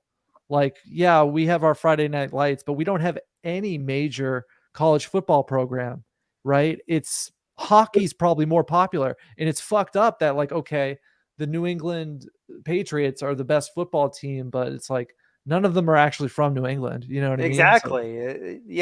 No. There's one California kid and like 45 Florida guys, and the reason I'll tell you why in the South, you guys, wherever you lived in other parts of the country, would have pickup basketball games. We would have pickup football games of 11 on 11, full tackle, full on every Saturday. And we'd have multiple games. And then Sunday we would have flag football league. Like, it was just like football, like that's what you did. Like, you were just like, you were always outside throwing a ball, kicking a ball, getting hit, tackling. We didn't have pickup basketball. Like, there were a few guys that would play pickup basketball here and there, but it was mainly pickup football. And it's because you just have so many black guys that can run. It's just like you need, and you have summer all year round. Like you're never snowed out, so you're outside. Like that's what it was. Right, and in California, you could play basketball all year round. It wasn't 95 degrees and 90% humidity. Right.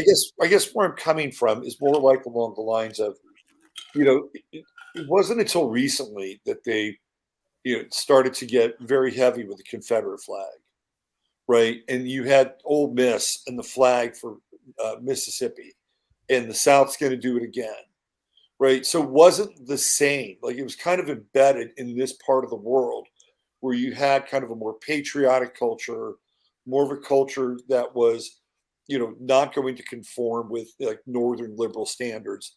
And then there was the sports involved. You didn't get the same kind of winning cycles. Like the Dolphins were big in the 70s, but after that, I mean, who's running game in the NFL in the 70s or the 90s and 2000s from the South? You had one World Series from the Atlanta Braves where they won, right? So they didn't really need that in some ways, but I think they did need it in the North to siphon that energy, because the only way they could siphon that energy off ultimately was what we've seen over the last 2 years or 3 years and social engineered out. I wanted to get into some charts before the night's over. Can we do that? Yeah, Sure. let's do it. So I've got 3 Sinistry charts. We've got Brock Purdy and Kyle Shanahan, Mike McDaniel and Tua Tagovailoa, and then I also have Taylor Swift and Travis Kelce, who are the new thing, right? So before I get into any of those, what are your thoughts on this Travis Kelce, Taylor Swift thing? Get rid of the stash, dude. That stash is horrible. It's a pretty bad stash. So I'm not, yeah. dude, either get like the full man gruff or a beard, but just having a stash like a 70 porn star, no, dude, get rid of it. So I have a funny story about this. So I saw my dad this weekend, and he can be quite judgmental. And he asked me, he goes, "Hey, have you heard any Taylor Swift songs?" I'm like, "Yeah, I've heard a few, blah, blah, blah." So he goes on his little computer and he YouTubes her, okay? And he's expecting to see some smoke show, right? I think she's good looking. I think she's a very pretty girl. So he's expecting like a smoke show. She goes up on stage. You know what he says? "Oh, horse."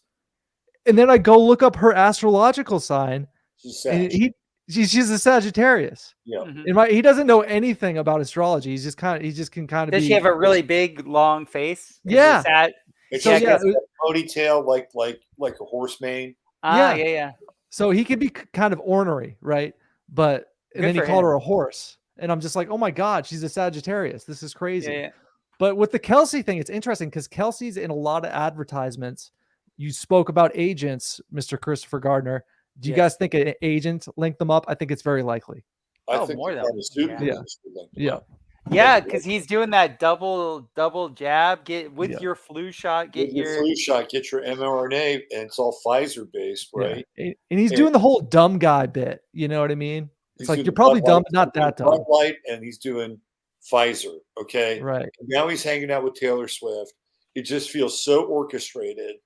And I watched them walk out of Arrowhead Stadium together, and it's like they had no fucking chemistry at all, these two. And she's a Sag, she's a Libra, and this is like a pony show.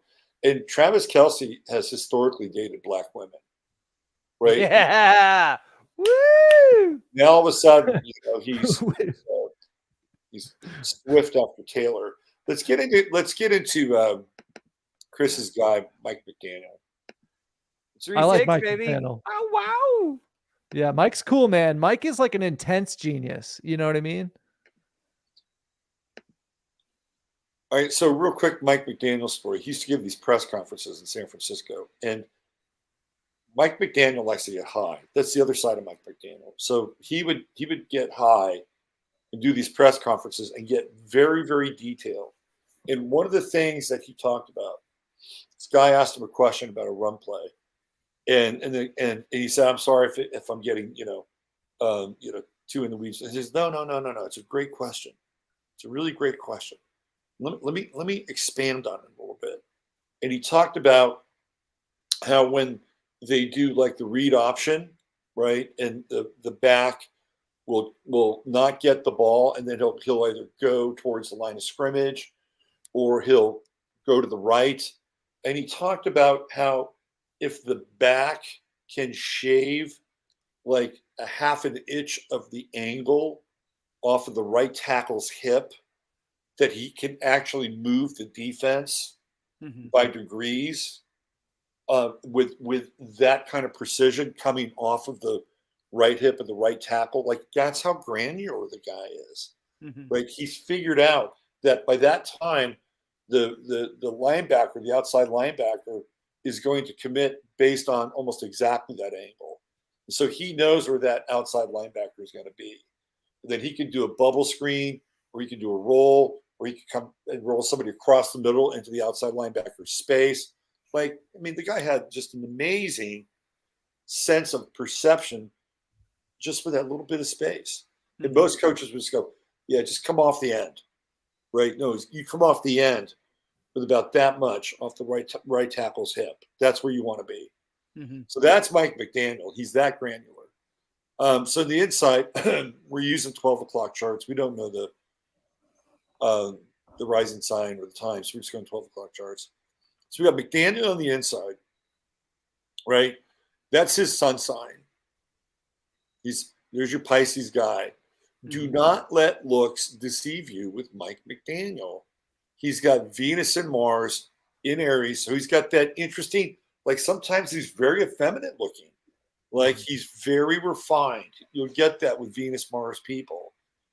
He also has Mars in Aries. So don't be deceived by his kind of Piscean, kind of cool vibe. Mike McDaniel is a fucking killer, right? He'll kill you with a smile.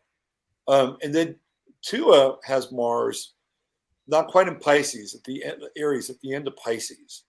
He's got Mars at 28 Pisces.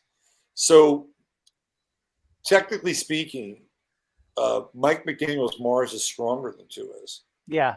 So he can put which Tua needs that. He can put Tua on his back. Yeah. Right. That's what Mike McDaniel can do for him. And then Tua has Saturn in Aries, and you have this conjunction with Venus. And Venus-Saturn conjunctions in astrology are really, really good. They provide long-lasting bonds and loyalty. So just from this area of the chart alone, these guys are really connected. And then we get into like the South Node Sun stuff.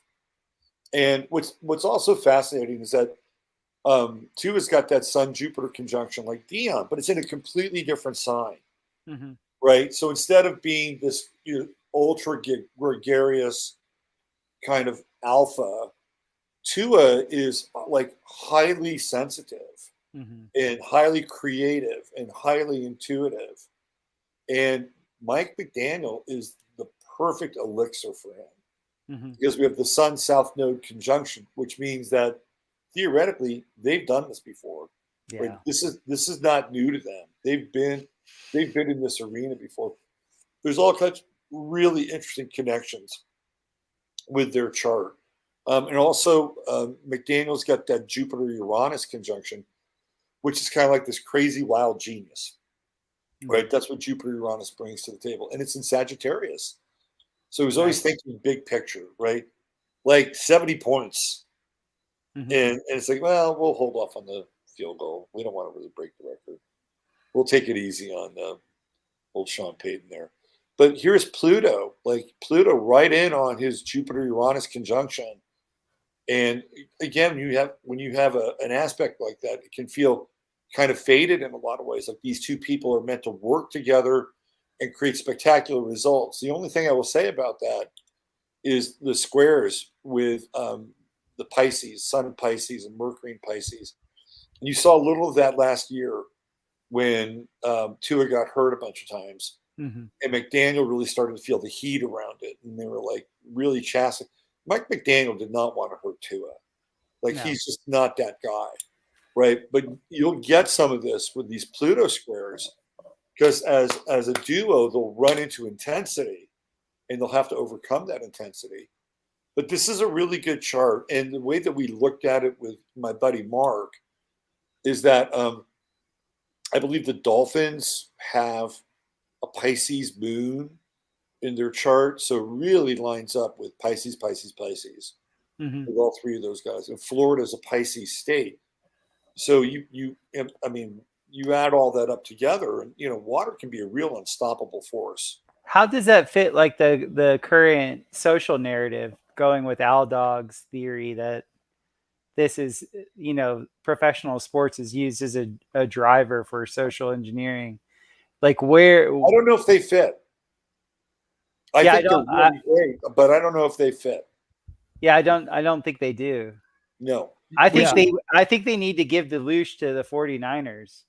Well, I think they conflict. I think if it was like totally fair, I think it would be the Dolphins' year. But you know what's also interesting? The Miami Hurricanes are also undefeated at this point. So I wonder if it's just like a Florida thing, a Florida energy happening right now. But the reason why I say the narrative, I'd say this, I think the narrative is something that's actually going to trump the astrological, because you know human beings can throw the flag. Okay, like astrologically, I totally agree it's the Dolphins' year, but I think that a human hand, a hidden hand, can potentially interfere with that. Well, let I'm me in just agree. say here really quick, Chris, because Okay. I wanted to just jump on this narrative thing real quick. Yeah. By the time you get into year 1 or 2 of a decade, you know the team that's going to be the team for that decade. Like the San Francisco 49ers won their Super Bowl in 1981 and they dominated the 80s. The Green Bay Packers win, I think, the NFC Championship in 1962, and then they dominate the 60s. And if I'm not mistaken, I think the Steelers win the Super Bowl. What is it? Is it 71 or 73? They dominate the 70s. The Dallas Cowboys win their first Super Bowl in the Jimmy Johnson era in 1992. They dominate the 90s. Then you have the Patriots winning in 2001. They dominate for 20 years, right? So we've seen already in the 2020s, we've seen two teams win. We saw the Chiefs last year, and the year prior was the Rams. Mm-hmm. Neither team has asserted their dominance. So, you know, is the narrative going to come out of one of those two teams? I don't think so. Maybe the Chiefs. And the reason why I bring the Chiefs up is we were talking about this last week. One of the definitions of Chiefs is the Pontifex Maximus, right? Which was the chief pontifex of the college of the Pontifex in the Roman historical cycle. So basically, like Julius Caesar was Pontifex Maximus. Mm-hmm. So chief comes out of like that association. It's a French word, it has nothing to do with Native American language. So it's a good question to ask. You know, I don't know if the Dolphins fit the narrative for the decade. If we did have a team that fit the narrative for the decade, what do you guys think it is? Well, I don't know. Well, so this decade started off with the jab, right? It started off with right. Yeah. With the corona. Yeah. And so intuitively, I feel like they need to give juice back to the Bay Area, because if you look at San Francisco, has been dominant in a lot of ways in the football world ever since Shanahan got there, except for maybe 1 year, and they just haven't been able to like win the big one. Right. And from all that I hear about, you know, the Bay Area, it's in real disrepair. Like it's really bad. It's really bad. And Newsom has his roots in the Bay Area. Yeah. I don't know. I think Newsom's going to be the candidate. He's going to be the Democratic nominee. He's sitting in for Biden on the debates, for crying out loud. Mm-hmm. Right? He's going to debate Robert F. Kennedy for Biden. That's so hilarious. You could tap out and go like, "Hey, I need you." Yeah, that's what he's doing. Right? Make my arguments for me. So I'll like to chime in real quick. Go for it. So, you know, the San Francisco 49ers, they were my pick last year based on just the symbolism of gold and all this talk about currency and Bitcoin and all this bullshit. That didn't work out. But later, the Denver Nuggets, another gold team, ended up winning the NBA Finals, which was kind of, yeah. Well, no, I didn't make that pick. I was close, but totally different sport. I was wrong. But if I were to answer that question, which team do I think is going to define the decade? I have to go with the Rams, because when I was watching the Jets-Patriots game, What did I see on the back of the Jets helmets? I saw Ukraine flags. They were blue and they were yellow. And so with that being said, I think that the Rams, being not in a football town, but in a massive market, I think might be the team, because the Ukraine, Eastern European conflict, whatever it is, it's going to be a while. It might be a decade. It might be two. Because, and that being said, I think the Rams will define this decade. I have to say, Stafford is one of the prettiest throwers of the ball I've ever seen. That Always boy been a fan. He can sling it. Yeah. Yeah, he can. So this is the Brock Purdy. What I found interesting was that Brock Purdy, first, Mike Daniel was born in Aurora, Colorado, which is kind of an interesting place to be born, and he had a brief little internship with the Denver Broncos, and that's kind of how he met the Shanahans. Mm-hmm. That's when Mike Shanahan was coaching the Broncos, and I think Mike McDaniel was a ball boy at the stadium. Yeah, he was for 3 years. So I find Brock Purdy to be fascinating. Like, to me, he's really fascinating because he's a Capricorn, and he just comes across like he's just been there before. He's stone cold, man. He is stone cold. He is totally stone cold. And a lot of people, I would get flack in the 49ers forum or 49ers Twitter, and they just wanted to say, oh, yeah, he's got a noodle arm and this and that. I was like, dude, he's a killer. He's stone cold, dude. Brock is a total killer. And so he's got that sun in Capricorn. And here, we saw something very similar with Tua and McDaniel, Mercury sun, right? Like Kyle Shanahan's Mercury is just locked in on Brock Purdy's sun. Nice. And Brock, I'm sorry, it's backwards. This is Kyle Shanahan's son locked in on Brock Purdy's Mercury. So he literally is Brock Purdy's brain in some ways, right? And Brock Purdy, I think, gives Kyle some gravitas and some ground, because Kyle's got this Sun-Neptune conjunction. And he can be very obtuse in a lot of ways. And he hasn't really liked any of the other quarterbacks. But you could tell he likes Brock Purdy. Mm-hmm. Like, they have a connection. They have a relationship. And Brock Purdy has his Mars in Aquarius. So he's always going to do things. Every now and then they're going to shock you. Right? Like, what? Like, he just did that? Like, that's how Mars and Aquarius rolls.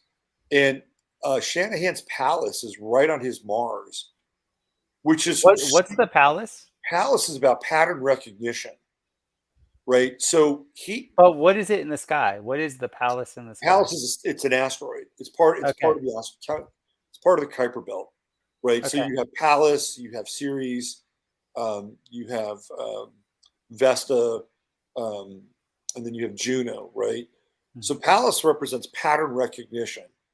And Kyle's got a very advanced Pallas. So just like we were talking about earlier, like the meta, like Kyle can see the meta. And he can do this in real time with Brock Purdy, right? Nice. So they don't have to stick to a game plan.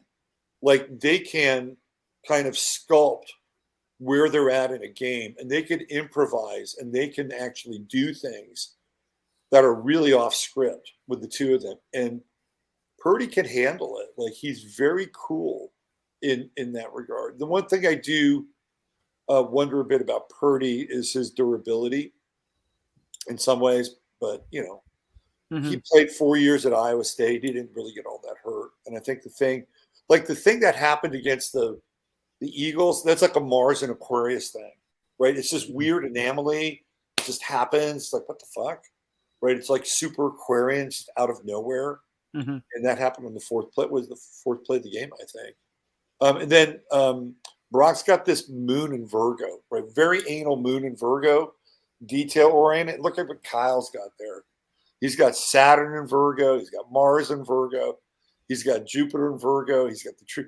It's like Kyle Shanahan's probably got one of the hardest, like, squares with his Sun Neptune in Sagittarius and all of this worrywart Virgo energy, right? Like just way analytical. You see it on his face, dude. I've never seen that dude smile ever. Like, no, he's tortured. He's fucking tortured. You can tell. Like I can't even look at the guy without feeling pain. Right? But now he's got this guy, right? And he's got his moon right here. So the moon represents security. So it's like, I can feel secure in this guy. I actually watched Kyle at the end of the game almost hug Brock Purdy. It was like, what? What? You actually touched him? It's like, wow. You know, and it's kind of, they're very linked in a similar way that Tua and McDaniel are. But with Tua and McDaniel, there's just flow between them, total flow. Brock Purdy is making Kyle a better coach and a better person. Oh, thank God. Yeah. Yeah. That's what I see here. I think Kyle might be also a offering from his father.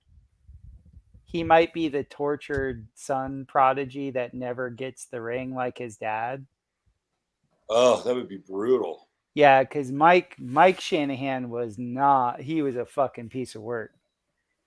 And Mike Shanahan was really advanced in his coaching concepts.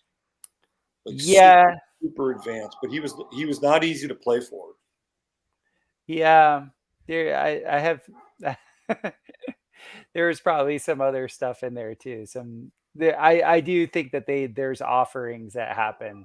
What do you mean by offerings? Let's talk about that. Like offering up your young, so that a great example. Great example would be in that deep. Well, no, dude. Great example is Dwayne Wade's kid. Have you guys seen that? Yeah.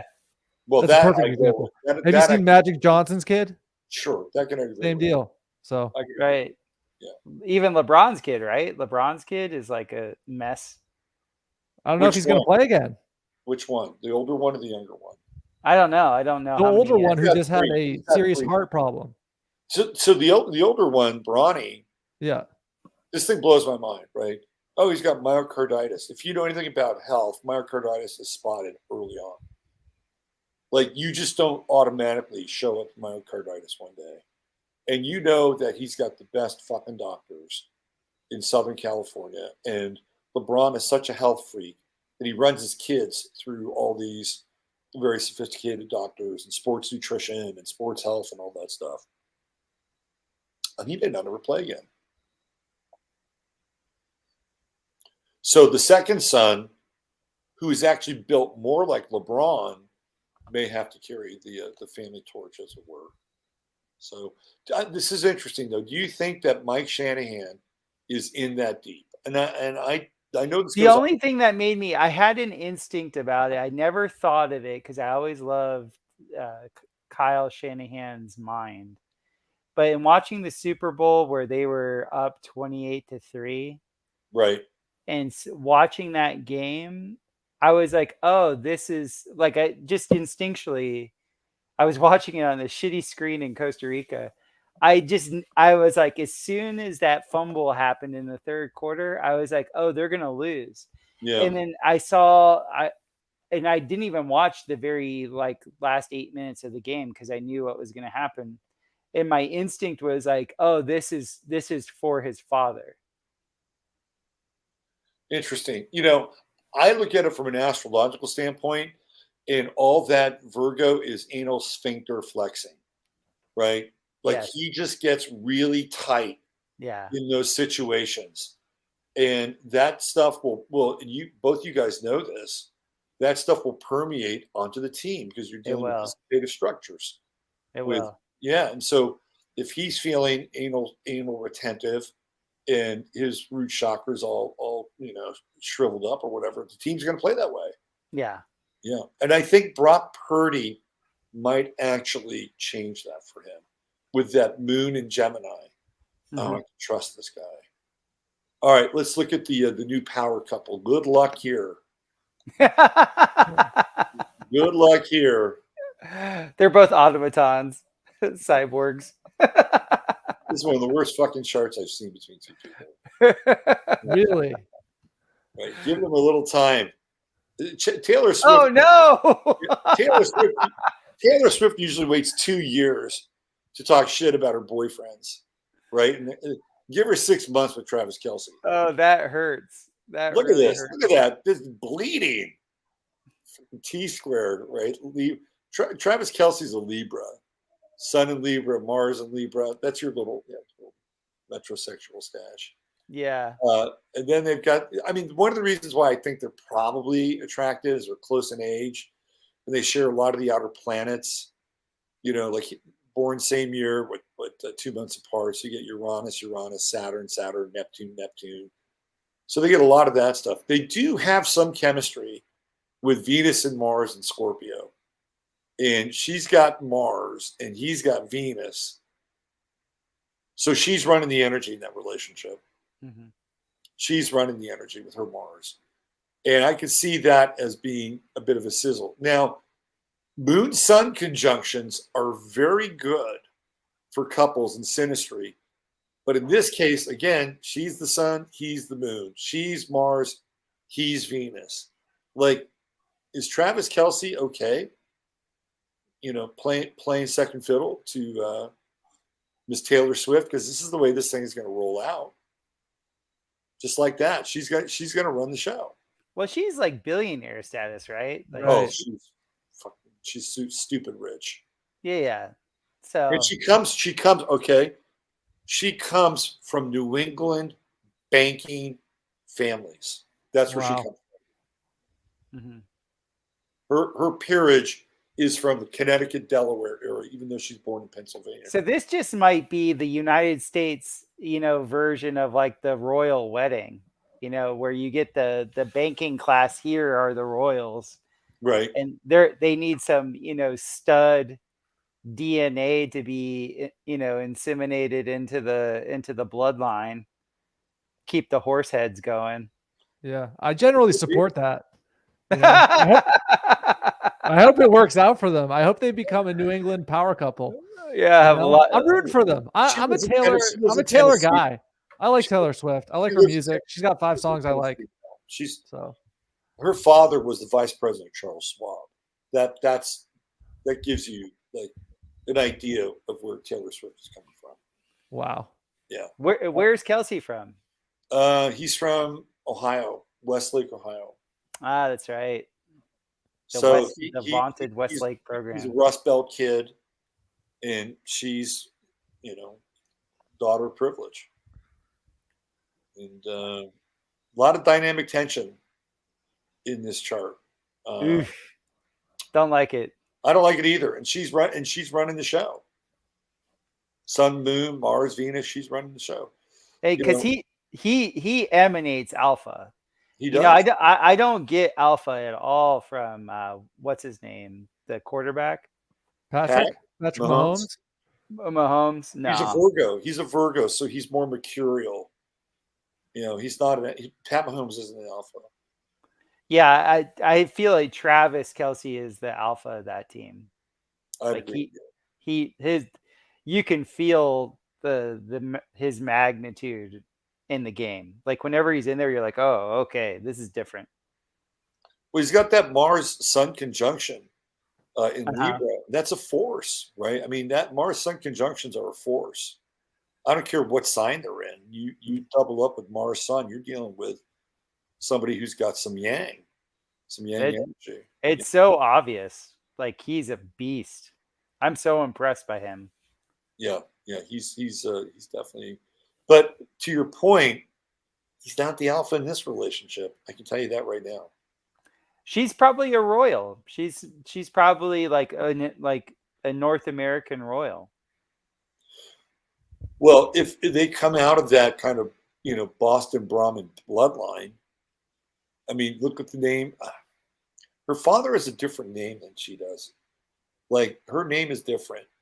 I forget it. Like I'll figure out her father's name in a second.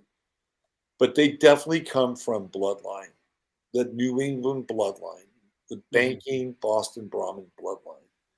So, and then they moved to Tennessee, right? And now she's a Tennessee girl, even though she was born and bred in Pennsylvania. Wow. It's almost like a George Bush level LARP. Because at first you think, dude, it is. Because like at first you think George Bush is a Texan, and then like he's not. You know what I'm saying? So it's like that level of, I'm a country bumpkin just like you guys, but turns out that's not the case. She Kelly needed new said energy. she needed new energy. It's amazing too, isn't her like latest? What's the name of her tour right now? The Edis, isn't it called Eris or Edis? I'll look it up. Let's find out. Because all these women are saying that when they go to the concerts, they lose time. ERAS, the Eris tour. The Eris tour. Oh my God. She's telling us. The Edis tour, but Edis is the goddess of chaos. Eris? Is it the Eris tour? Yeah.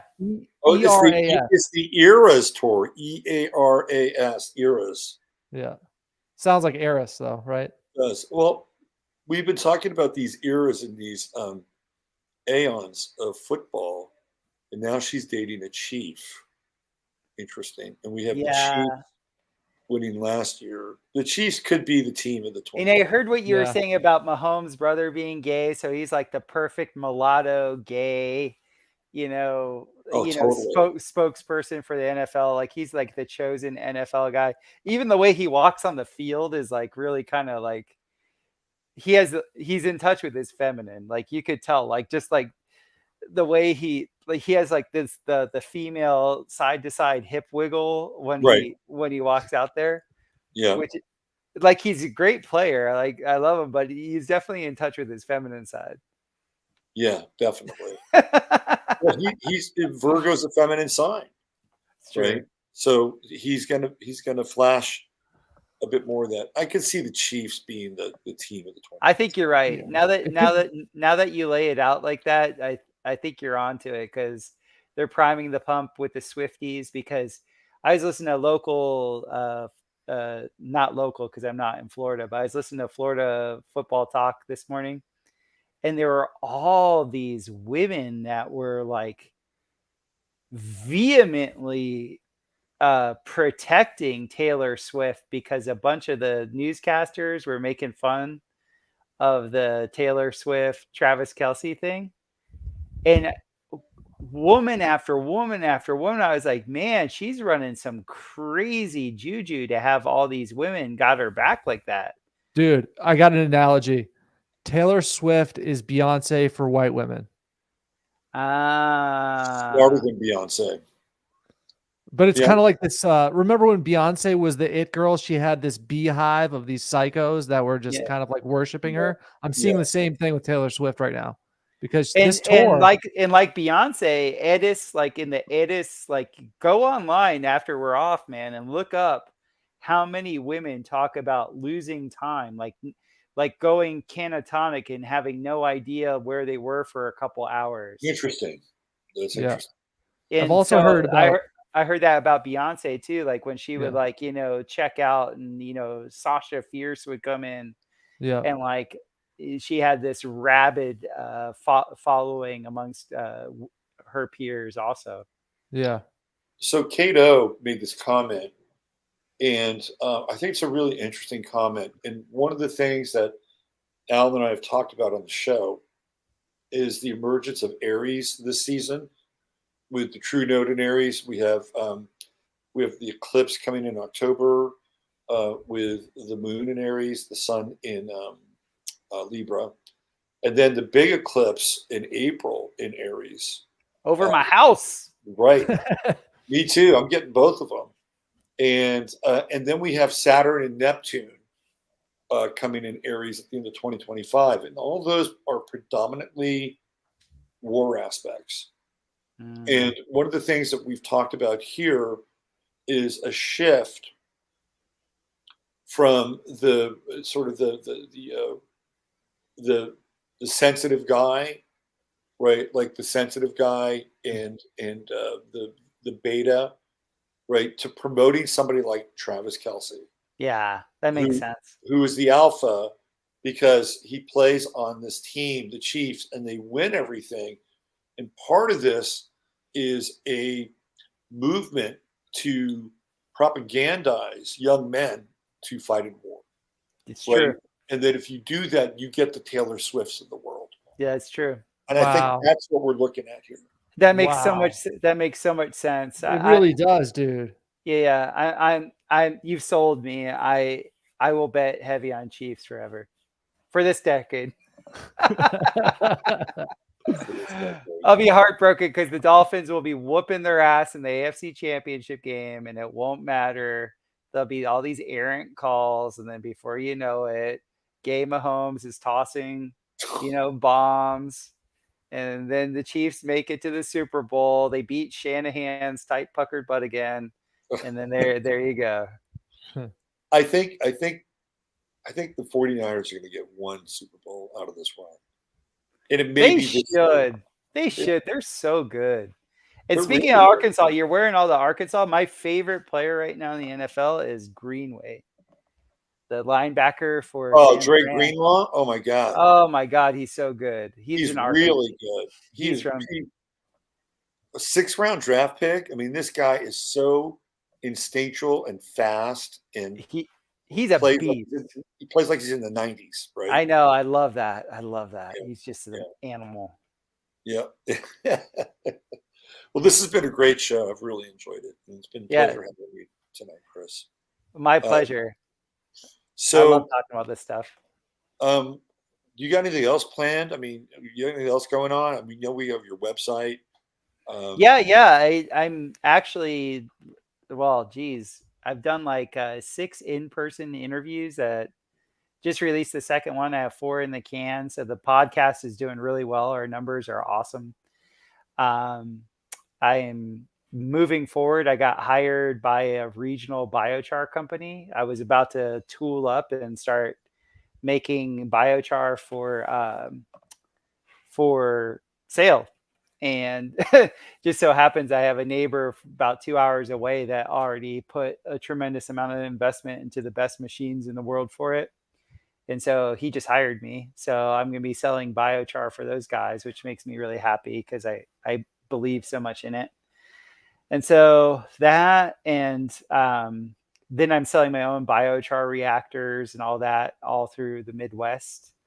So it's just all those types of things. And I still have my massage practice that I have. And, I'm kind of eclectic. I kind of have my hands in a lot of different pots. Absolutely. Yeah. Well, we'll make sure that we have a link to your website. Is everything accessible through your website? Yes, it's all through topherhq.com. Topherhq.com. We'll make sure to put that in the notes. Yes. What about you, my man, Al? Have you seen an uptick in sales of your book by any chance? Have people bought your book since we've been talking about it? Well, people hit me up and they tell me they enjoy it, and that's what matters to me. I don't think I'm going to break any records, but I think you guys have it. You're going to love it if you get around to it. I think people are really going to enjoy it. So my days consist of, doing my construction gig 5 days a week, Sirius Sports on Mondays, new episodes of Astro Chads on Saturdays, getting after it, man. And then working on the second book on weekends. So just working, just trying to make it in America. Wonderful. That's great. Next week, we're going to have my friend Glenn Streeter on the show. And Glenn had a brief little stint with the Pirates in the minor leagues as a catcher, went to Liberty College, studied sports medicine there, and helped this guy, Eric Green, who played tight end in the NFL, keep his body together. And Eric Green was a really good player, amazing athlete. So Glenn is going to join us next week. He's an Aquarius. And we're going to talk about some of these advanced Aquarian technologies that can be applied towards healing in sports. Okay. Won't be the entirety of the show. We'll have him on for about an hour. And we can talk to him pretending for a moment that Aaron Rodgers' injury is real, right? Like, what could some of his tools and his technology do for somebody like Aaron Rodgers? So we're gonna delve into the Aquarian science of sports technology and healing and performance next week with Glenn Streeter. So that should be a really good show. And we just keep rolling on here. Please subscribe, hit the like. We're trying to get to 1,000 subscribers so that we can begin monetization and hook our store up here. And we're climbing up the mountain. Right, Al? Absolutely. I think this is going to be our first 1,000 view episode, which I'm excited for. And I'm looking forward to this Aquarius thing because if you want to tie astrology and sports together, Aquarius, I mean, Michael Jordan was an Aquarius, right? Wayne Gretzky was an Aquarius, right? Cristiano Ronaldo. So some of the greatest of all time are Aquariuses. Jim Brown, Aquarius. So And yeah. by the way, Glenn is from your part of the world. He's Okay, cool. So you guys will hit it off. Well, why don't we play the theme music and get out of here? Okay. Sounds good. All right, for Great show, myself, guys. Christopher, Al Dawg, have yourself a wonderful evening, great week, and we'll see you back here next week on Sirius Sports. Thanks for being here. Thanks for watching, and thanks for supporting our little operation. Here we go. Oh, let's bring this in here. Serious, man. You cannot be serious.